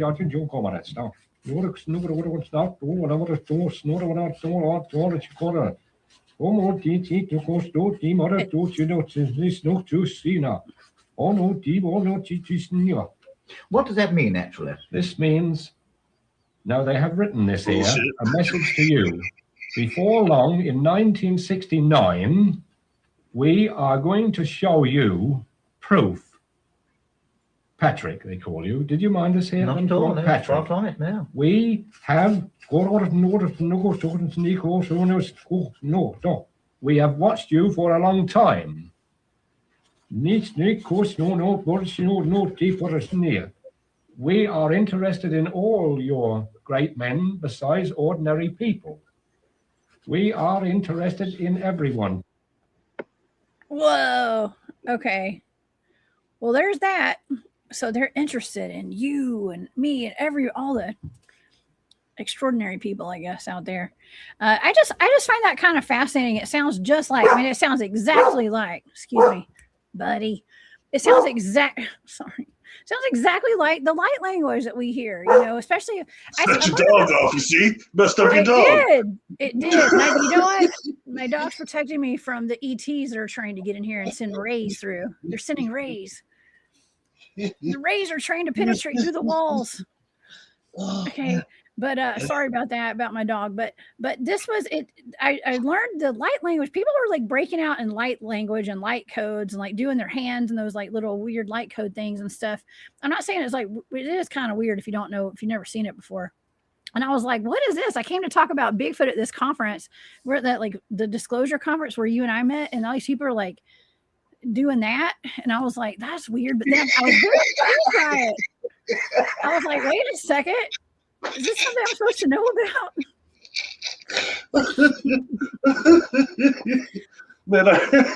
We might could utilize this in the film with Bigfoot. Hey, Barry, just listen to this. Just listen to this. He goes doing all this stuff. Just listen to this one. Just listen to this. And I kept going on and on like damn. I was like, man, take it easy. I don't want to hear no more. I said, it's not doing nothing for me. But I know we did this interview, and it was such a good interview. It goes so good. But he told me, well, Barry, you told me. He just told me that my light language doesn't do anything for him. I'm sorry, man. Yeah. But gosh, I mean, I don't want to poke at it too much, because by the same token, maybe something similar to that happened that made the UMO papers, and you remote viewed the Umites. Do you remember? Mm-hmm. UMMITS, and we talked about the UMO papers, and Stephen Hawking did not like the UMO papers. They're quite interesting, actually. Okay. And you remote view, because I want to see if they were really true and where they came from, they said. And it was the data was pretty supportive that you got from that. That's called the Umites and the UMO papers. Look at you. You don't remember it, do you? No, I don't. I don't think we did a show on that one, did we? Yeah. I don't remember doing a show on that, did we? Yeah. UMMITES and UMO papers. Okay. UMO papers. Okay. Yeah, it was a good show. Aaron, I'm not exactly sure what light language is, honestly. I think it's what that man was doing just then, like where it's basically like channeling. I think to me, what light language is, it's like where you're channeling a frequency and you're kind of bringing it down to earth, basically into your body, and you're speaking it out, and it's kind of like putting a frequency out, and it is pretty interesting. And I tried doing it myself, and I felt kind of silly when I was doing it. I was like, I don't know. I never really resonated with it. Me doing it, but it's cool when other people are doing it, and it is healing. It can be very healing for people and stuff, but it's just light language. It's supposed to be like from the heavens, from the ETs. I don't know, Barry. What do you know about light language? Well, it's supposed to be light codes that activate people. Oh yeah, activate. Light codes that are in some type of almost extraterrestrial language. Excuse me. That's the way it's been relayed to me anyway, with the people that were doing it. That's what that man was doing. Yeah, for some people it really works. There's a whole group of people I've been in a small seminar. Everybody was in there doing different sounds like that, like 10 people all at once, and they were vibing, and that's cool. So whatever it takes to get you closer to Creator, I'm not, as long as it's within the divine field, I'm not going to mess with it. Oh, see, dude, that's right. I almost forgot about that. So I did a show with Joel. Remember Joel from the conference? Joel. From Camp Disclosure. Yes, he does Reiki. He's a Reiki master and stuff. He did his own form of Reiki. He's the one who taught me Reiki. Certified me. I have to see his face. You recognize him? Yeah. Well, is he the blonde guy, kind of Magnum PI looking guy? Is that him? No, definitely not. He is. I think he's. I want to say Vietnamese, maybe. And okay, so Joel came on my show, and we did a show on light language, and we actually compared it to. I forgot all about this. Was so long ago. We compared that to the vocalizations from Bigfoot. And we were kind of like talking, I was kind of making this connection to like the Sierra sounds and the sounds that the Bigfoots were making. And like some of it sounded like it was language. Some of it sounded like it was light language. We're kind of like making this comparison of it. And I think that I did run that past Ron Moorhead at some point. I know that sounds weird, but it was a long time ago. Listen, I think outside. When I think outside the box, I think way outside the box, y'all. I think my old man would have said, "You're reaching, Jones. You're reaching." Maybe, who knows? Not for me to judge. I don't know. Maybe Bigfoot. Maybe that's always been their deal. They're speaking light language. Really, the samurai chatter was light language. Yes. Well, and then the hand thing. Okay, so let me explain the hand thing too, because like that man was drawing the light codes out. Like they call those light codes. Like he said that was their language. Well, you'll see people that are like doing the things with their hands. And they're moving that's basically moving energy around and stuff. And people will do that if it's kind of like a mix between like doing Reiki, like energy healing on people and moving the energy around. But they'll start talking and they'll start doing their hands, like their fingers around and stuff. And it's just all this stuff, and it's just moving energy around and bringing the light codes down. If you go back to some of the earlier contactees, they'll say that when these beings, and oftentimes like the taller grays, like the Ebens, they get around people, they start automatically doing that, not touching people, doing that. Yeah, like they're threatening people or something. And these are normally negative encounters, though, the ones that I read that happening. So just something that's throwing their food for thought again, Yeah. Well, it's very calming, and it does. And listen, I have definitely enjoyed it. Okay. Like experiencing the light language and the light codes and stuff like that, like meeting people, talking to people about it, and trying to even learn it myself at some point. Right. But I think it was during that part, like the point to where like I was just getting new to all this stuff, and it did help. It does help activate people, especially if you're on like a spiritual journey, and if you feel like you might be seated here, like a star seed and things like that. It's good to experience that, okay, and to learn it. I'm just saying, it's true. That's very political correct of you. Like what you said up there, I don't agree. It's not a part of everybody. Yeah, it doesn't resonate with everybody. Well, it doesn't resonate with everybody. It's not going around saying, and then they do all that, and then they say, then there's Arcturians. They were once warriors, but now they're peacemakers. They do a bunch of stuff like that. And I watched this through a whole medicine wheel. I watched all this being done. I believe there were a whole bunch of us that did not get activated by it. It didn't change us. There were a few that it did. So we can't, so there's no consistency there. I work with light all the time. It's what I do, especially crossing earthbound spirits. But that particular thing just doesn't do anything for me. But it's not for me to judge that it does. You know what I mean? But I think that those of us that, don't buy it, should not be judged either. Yeah. Yeah. Well, we're all on, and it's a 100% a frequency thing. Okay. And it's a frequency thing, and it will raise your frequency or whatever. Or annoy you, or annoy you, or annoy you. Or it can annoy people too. Annoys you, does that mean you're dark? I don't think so. Yeah. Well, it's just we're all on different paths, you know what I mean? And we're on different frequencies. And so it just depends. If it's your thing, it's your thing. You know, Bigfoot's my thing, it's not everybody's thing, you know, that kind of a thing. That kind of a thingy thing. But yeah, I think it's really cool, and I wanted to bring that up today and talk about it. There's also one last thing I wanted to talk about today before we go, and that's that prism light that we saw on those videos that I sent you last night, Barry. There's a series of at least 4 videos from 4 different angles, like views, like people that were driving down Route 66. They have these videos that are going viral that show a light prism on the side of a mountain off Route 66. Of course, 66 goes all the way across the country. I don't know where they were at. I'll be honest with you. I'm not sure. But there is a mountain range. I'm going to show the video because it's up for debate, up for discussion as to what this is. I don't know if anybody knows. AI, do you? You don't think it's AI, do you? No, I don't. Hold on. Let me pause it. Start at the beginning, and then I'm going to share it with you guys. I don't want the music to play. Okay. But this is one of the camera angle views, and I think this is really interesting. I mean, it could be headlights of an ATV potentially. This is Ian 920348 on TikTok. Y'all go check it out, TikTok. And this is at sunset, I guess. Check out that prism thing. Isn't that wild? That's just one of the views of this, Barry. And there's many. That's not even the one that I sent you. The one that I sent you, I couldn't find any other videos on here. Some people are saying it's AI. I don't think it's AI because there's 4 different shots from 4 different people that are not related of this light on the side of the mountain. What you sent me was a little cooler, to be honest. It was. Well, this is the only one that I can find. Level. Yes. Those are the ones that are on Instagram, and I couldn't get those to pull up for the show today. But yeah, y'all go check this out. Go find it for yourself on social media. Just look at Route 66 prism light or some kind of light, anomalous light.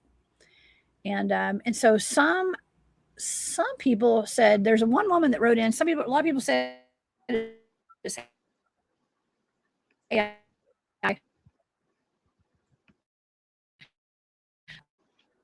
There's could be an ATV, like a side by side. But I'm telling you, if you see, I mean, it's almost like there's a laser show that we used to go to at Stone Mountain when I was a kid. It looks Stone Mountain. You know, I've actually been there. It's somewhere I've actually been in Georgia. I've been to Stone Mountain. It felt creepy. I didn't really care for it. Oh, did it? Huh? Well. Yeah, they have a laser show. It was just that area felt weird. There used to be like witchcraft around there or something like that. Maybe. Yeah. Okay. Yeah. I don't know. It's neat though. It's real neat. It is. It's different. I wasn't going to show this video, Barry, but let me show this. Oh, go ahead. No, I wasn't going to show this, but it just came up. So, and I forgot I had this saved right here, and I reposted this. This is a man thought, I don't think I've shown this yet. This is a man said that he lived in this rural property. He said that he felt like he was being watched and stuff. And he put his cameras out there. He had like a Ring camera or some kind of CCTV camera. And he's got a person, it looks, he thought maybe it was a Bigfoot or something, but this is a human cloaked walking around his vehicle at night. Do you want to see this, Barry? Yeah. Check this out. And then we'll go back to that laser thing. This is during the daytime. This is Prodigy, plain old G.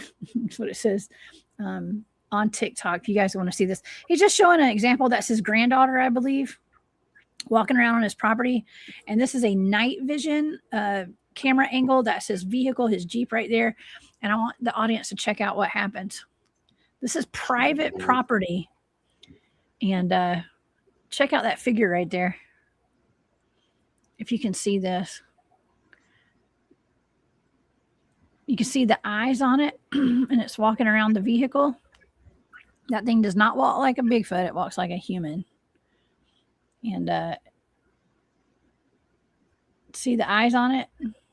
And it looks at the camera. And it gets right up by the camera. Right there. Okay. Well, anyway. I know somebody immediately put up their cool, right? invisibility suit. It's an invisibility I kind of thought suit. like it could be metamaterial suit also. But cute, this military tech. That's right. You know, I couldn't help but notice. You noticed when he first started it, though, that huge orb that went by? Immediately when you started it could have been a bug. It could have been, but it looked like an orb to me. Play it again. I'm curious. Okay. Yeah, let me go back. I'll pull it back up. Okay. Hold on. I got to pull it. Yeah, I agree. I think this is 100% military technology or some kind of, it's some kind of cloaking technology. And there's no way that's not a Bigfoot. And they've got on nods or something, some kind of night vision goggles, That's why their eyes are shining like that. All right, here we go. Let's do this again. So that's the daytime view. That's the guy's granddaughter. And Jay Trusiger said, that reminds me of my invisible girlfriend. That's funny. Yeah, that's creepy thinking about these people coming up on your property in the middle of the night, snooping around your house and your vehicles. I mean, I think this could be where these missing people are going. It could have been a bug. It's probably a bug. Look at that.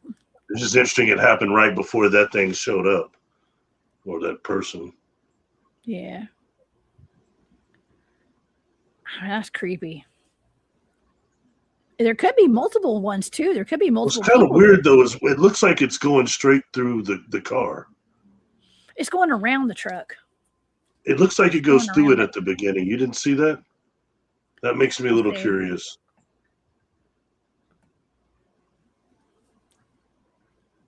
Let's see.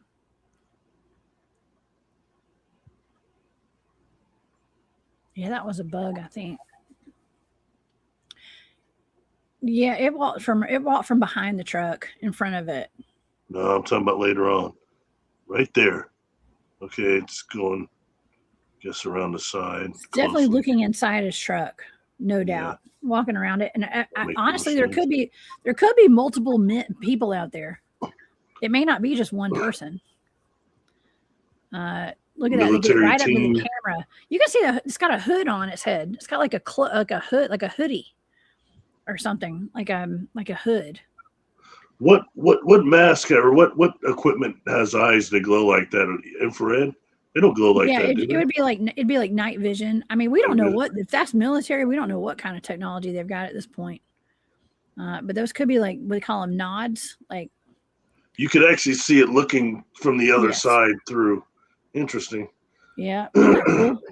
It's cool. It's very creepy. Yeah. And and that could be seen as like something creepy in the woods, like a Bigfoot or something. I mean, when I had William on here this weekend, I wasn't kidding when I'm talking about like I don't know what we're experiencing out in the field. Sometimes I feel like it's humans in suits like that. And I think that could be where some of these missing people are going. You described somewhere to that in one of your deals. You described somewhere to that. I did. At the LBL. Mm-hmm. Yeah. And it goes all to your whole thing about how much of these things are being staged for you all in national parks. Yeah. That was a heavy statement. Heavy statement. Choreographed. Yes. Choreographed. Paranormal events. I like that. Do you remember the remote viewing data was the people who are going missing are being kidnapped, they're being taken to a facility, they're being experimented on and then disposed of. Well, we're wondering how exactly how are they getting those people like that? How, whether it's at night or in the daytime, if they've got this technology and they're going to private properties like this man's house in the middle of the night, snooping around his house. I mean, how do we know they weren't setting that up for some kind of fake, alien abduction that night or something? You know what I mean? Like, how deep does this rabbit hole go, Barry? Just saying.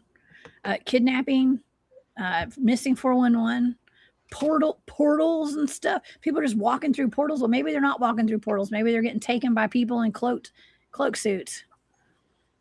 You know what I mean? I don't think it's all supernatural and paranormal. I think it's just sinister humans. That's what I think. Oh yeah. And, I think the most sinister beings on this planet are in human form, and they incarnated just like you and I. You know. Yeah.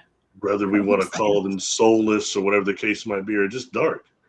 How many beings actually have origin in dark matter, in dark energy? Yeah. And I don't mean melanin. Yeah. You know, doesn't mean they're automatically negative, but it's, again, food for thought. Mm-hmm. David Gruzman Racing. Yes, that was definitely like vignettes, I think, like all kind of pieced together. It did move really quickly, but I think it's because they were piecing it together. But I don't quote me on that. I don't know for sure. Okay. But yeah, I think that would be, I think it was kind of pieced together for that clip. Bigfoot dwarf dude caught them on game cam. Yeah. It's pretty interesting video, but I think that's an important piece of video, especially for our research that we do. And you too, Bigfoot dwarf, being out in the woods and stuff. We need to be aware that this is going on out there. Okay. And yeah. This is also how aliens bring transparency. We're in transparent suits, I guess. So they can take you out and you can't see them. That's right. So yeah. Well, interesting stuff today, man. Yeah. Excuse me. Yeah. Yeah. And Rose Sissel, yeah, they have done things like the Ashwang project. I think, what is that, out of Vietnam, I think, or the Philippines? They took a local cryptid, because we'd mentioned this on Saturday. We took a local cryptid. It was a blood-sucking vampire humanoid and a demon. And the three-letter agencies out of the United States went over there and pretended to be that thing, and attacked and unalived the locals out there to set it up to scare everybody into submission in this community that they were trying to take over. So if they're doing that there back in the 1960s and 70s or whenever that was, imagine what they're doing to our own citizens in our national parks, our laboratories, their laboratories, you know. And also, don't forget the homeless, and I think even more, especially the prison population. I think they're really getting experimented on there. Oh, yeah. Well, we've had those conversations with, Bigfoot Dwarf actually was on the show, and Javier with Cryptid 559 has been on, and we've talked about the homeless populations like disappearing and stuff out of different parts of, the governor and the mayor were kind of pushing them out of the like LA and stuff, right? And like sending some of the homeless population out to the, I don't want to say the wilderness, okay, but like in the more suburban areas, or maybe out in the I don't know if it's national parks where they went, but some of them were kind of disappearing and stuff. And the kind of a consensus among some people was like, well, maybe they're getting attacked by some werewolves or dogmen or something. And I don't know.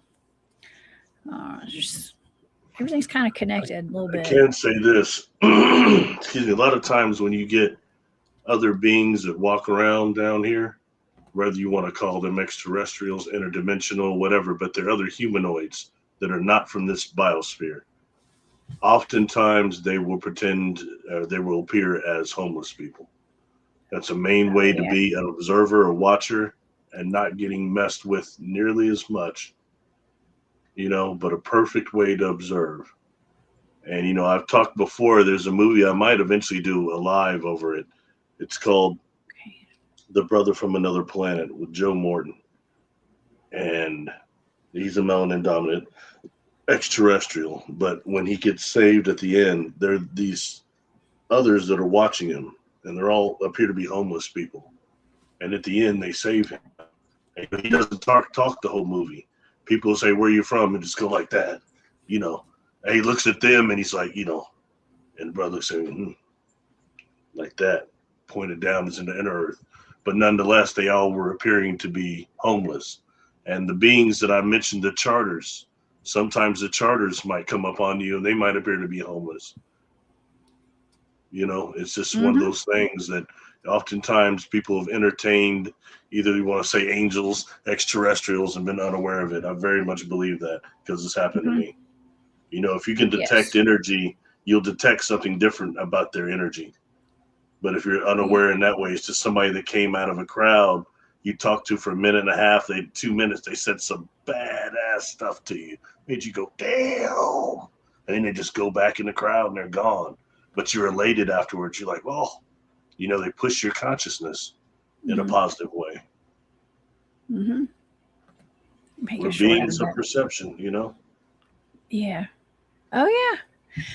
Yes, this world is not what we think it is at all. And I was just watching a video of like somebody had their camera out because they were watching the potholes coming off the ground at 4 or 5 o'clock in the morning. I guess before the sun came up, in like some big cities, like I don't know if it's LA or where, but like men were like coming out of coming out of the ground and stuff. You know, I don't know.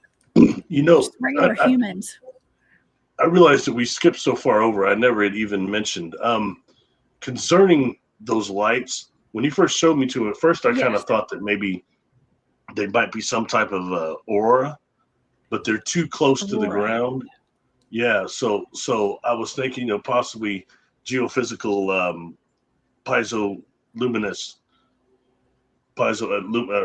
ground piezoelectricity. Sometimes it could do that too. That made me think of like the Marfa lights and things like that too. So are we looking at some type of a gas that is being released, if it's not AI or you know, CGI? Oh yeah, I'm sorry. I kind of glazed over that topic there because we showed it, and I was like, I didn't have any better angles. There were 4 different videos, and the best videos I couldn't get to pull up. So, but that is really interesting. And some people are saying it's like from a projector screen and all that kind of stuff. But I mean, I don't know. I've never seen anything like that in the wild, in nature. So, let's see. I may have had a still shot of it. No, I don't. Actually, I don't have a still shot. You know, there's actually another video. Hold on. Oh, here's this one. Make sure it's muted. You know, I've seen a lot of these really cool videos of like portals opening up out in the middle of the desert and in people's houses and stuff. They say these are portals, but what do you think, Barry? I'm going to pull this video up so you can see this. This is from Alien World 62 on TikTok. Alleged video of a portal recorded by a person never seen again. And it just looks like, I mean, this is a kind of an older video. It's been around for a while. But it looks like light. I always found this to be really cool. I don't know. What do you make of that, Barry? I mean, this, like I said, this video has been around for a long time. Honestly, I don't know. Could be anything. In the Matrix. I mean, it could be anything, man. You don't say a light being or something, but I find the cross it keeps making in the film or on the a little bit odd. It's cool though, you know. It's got a shadow underneath it. It's more than ball lightning. Right. Well, I'm not saying that's the same thing, but it looks like plasma to me. Honestly, it looks like some type of plasma. Does. Yeah. But it's in perfect, like 90-degree angles too, though, like perfect lines, you know. So I find that interesting. Could be the Matrix glitching out. I don't know. I mean, I don't think I'd want to walk into it or anything. Okay. But if you did, I don't know. If somebody did, y'all let me know what happens if you make it out alive. Okay. If anybody decides to walk into one of those things. But yeah. Well, man, I think we've covered some pretty interesting topics today, Barry. What do you think? Oh, yeah, definitely. It was different for sure. Yeah. And he gave me a good laugh. Thank you for that. You're welcome. Might have offended a few people, but they'll just have to get over it. I don't really care. It is what it is. Different, you know. We're all different, and we all have our things that we resonate with, and some things we don't resonate with, and so we're all entitled to resonate with what we resonate with, and so I think it's great. I've gone through my phases. Listen, I've some things come and go in my life, and like there's phases, and I kind of, you know, it's like changing the dial on a radio station. It's like sometimes I'm I'm on that frequency and sometimes I'm not, and so that's how we all should be. That's how we Like all I say are. a lot, it's not always about right and wrong. Sometimes just about what we've experienced. That's simple, Yeah. Yes, that's right. And so thank you everybody for being here today. Thank you, Barry, for being here today. Thank you for having me. Of course, I have thoroughly enjoyed this show again. And my gosh, we've covered everything from AI remote viewing, AI being taught remote viewing. That is just wild. I think, no offense, but I think that was maybe the coolest thing we talked about this time. I do and the too. most interesting. And I think it's worthy of more investigation by you and your team and find out more. And it's something, heck, you know so much about remote viewing. You can do it with Alexis. You give it an experiment. Yeah, I've never turned Alexa. I don't have that.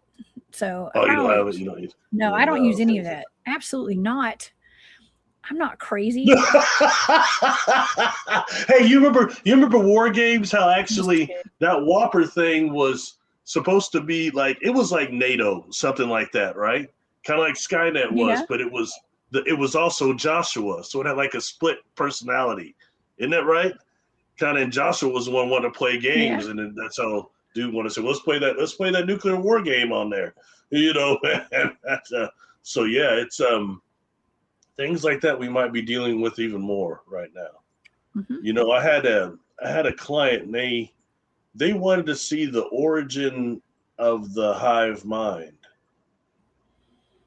and thought maybe they had been involved with it.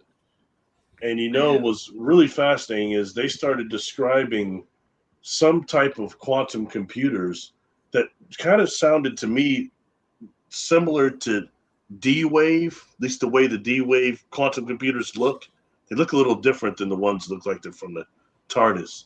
But they describe these things that are being like almost, like large units, like the size of pop cans, with all these weird LED lights on them.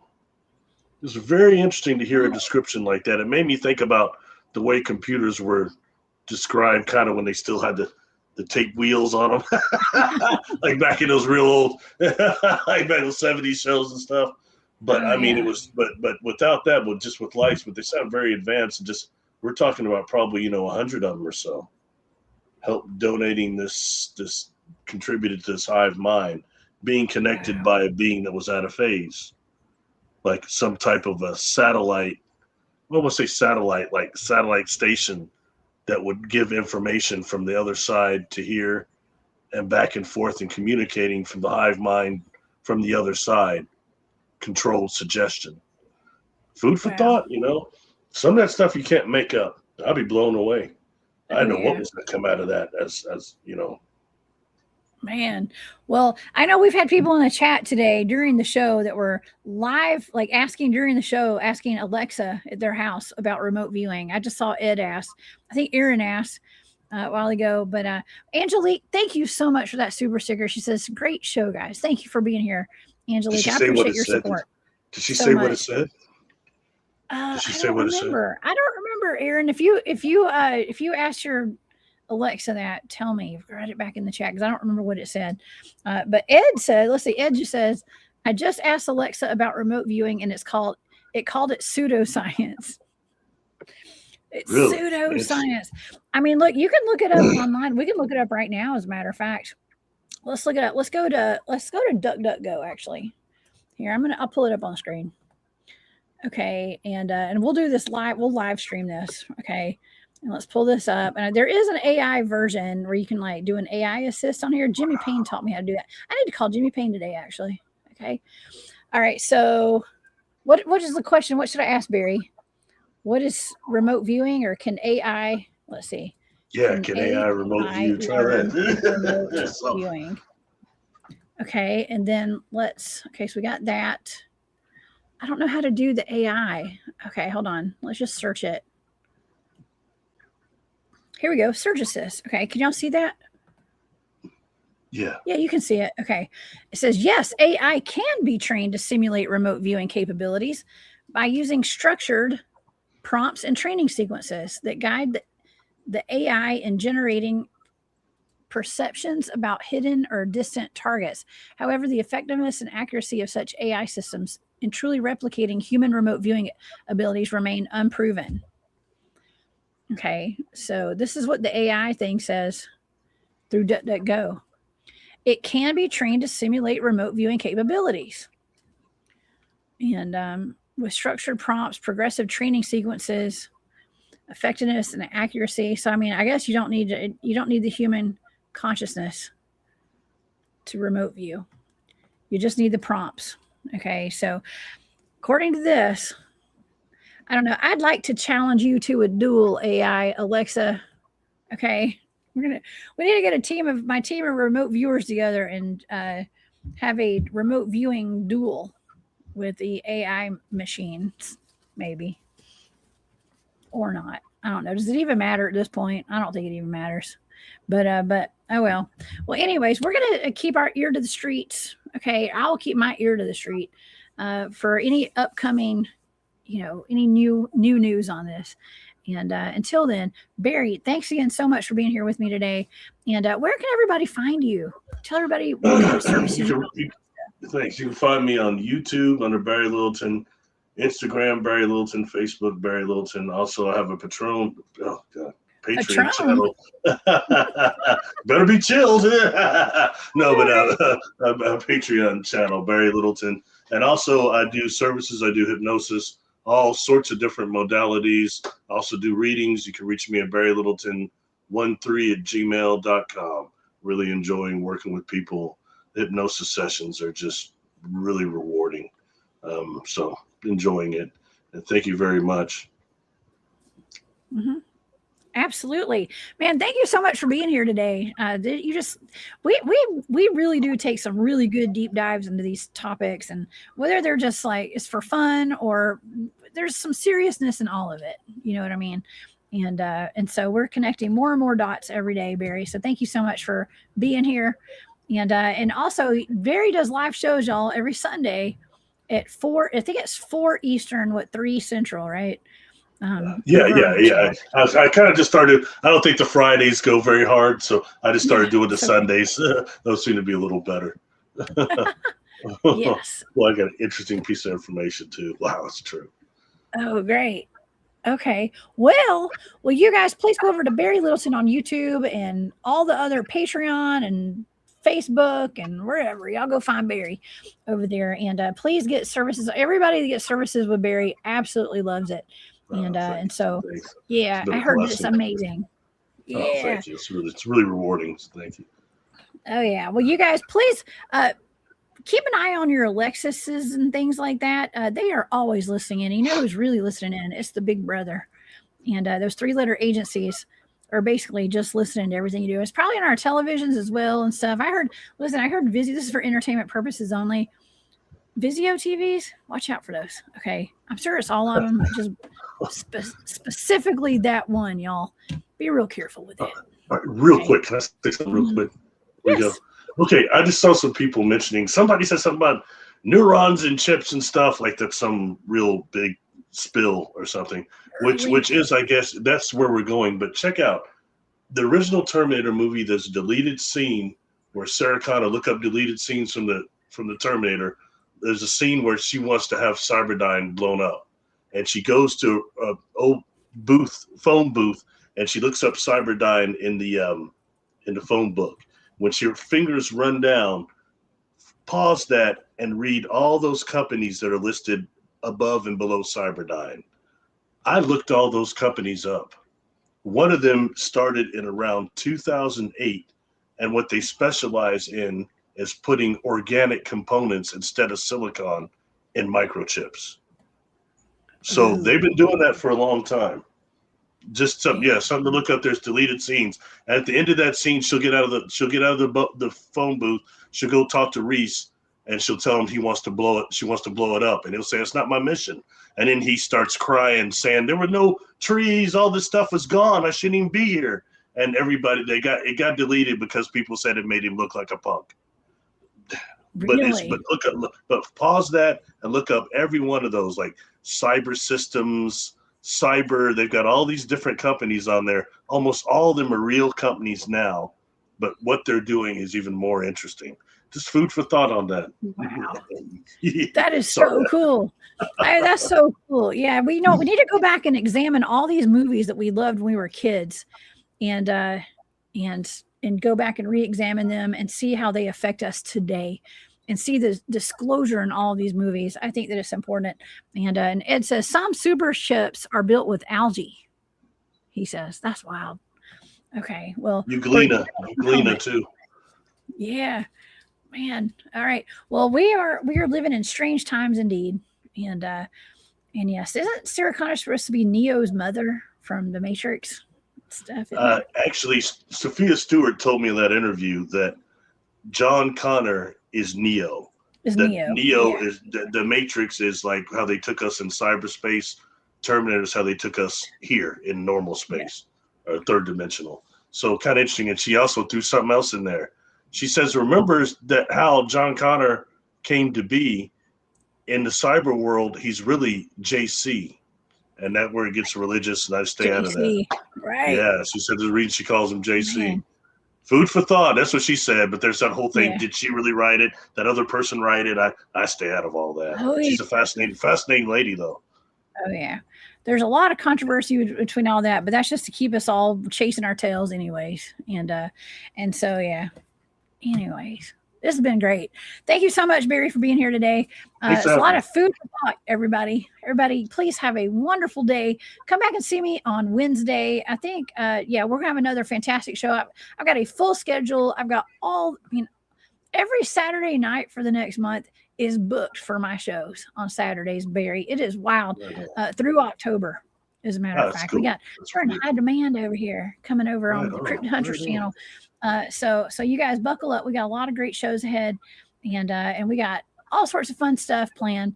So y'all have a great day. Please be safe out there. Keep your eyes to the skies, and come back and see me on Wednesday, y'all. Barry, you need to get Tom Powell. You go get Tom Powell one day. I want to be there. He's on my list. We'll get him on the show one day. Okay. All right, y'all. Everybody have a great day. Oh, and also before we go, I wanted to hold on real quick. That was Angelique. Angelique, thank you for that super sticker once again. I do appreciate your support. All right, y'all. Everybody, I'll see you on Wednesday. Bye, y'all.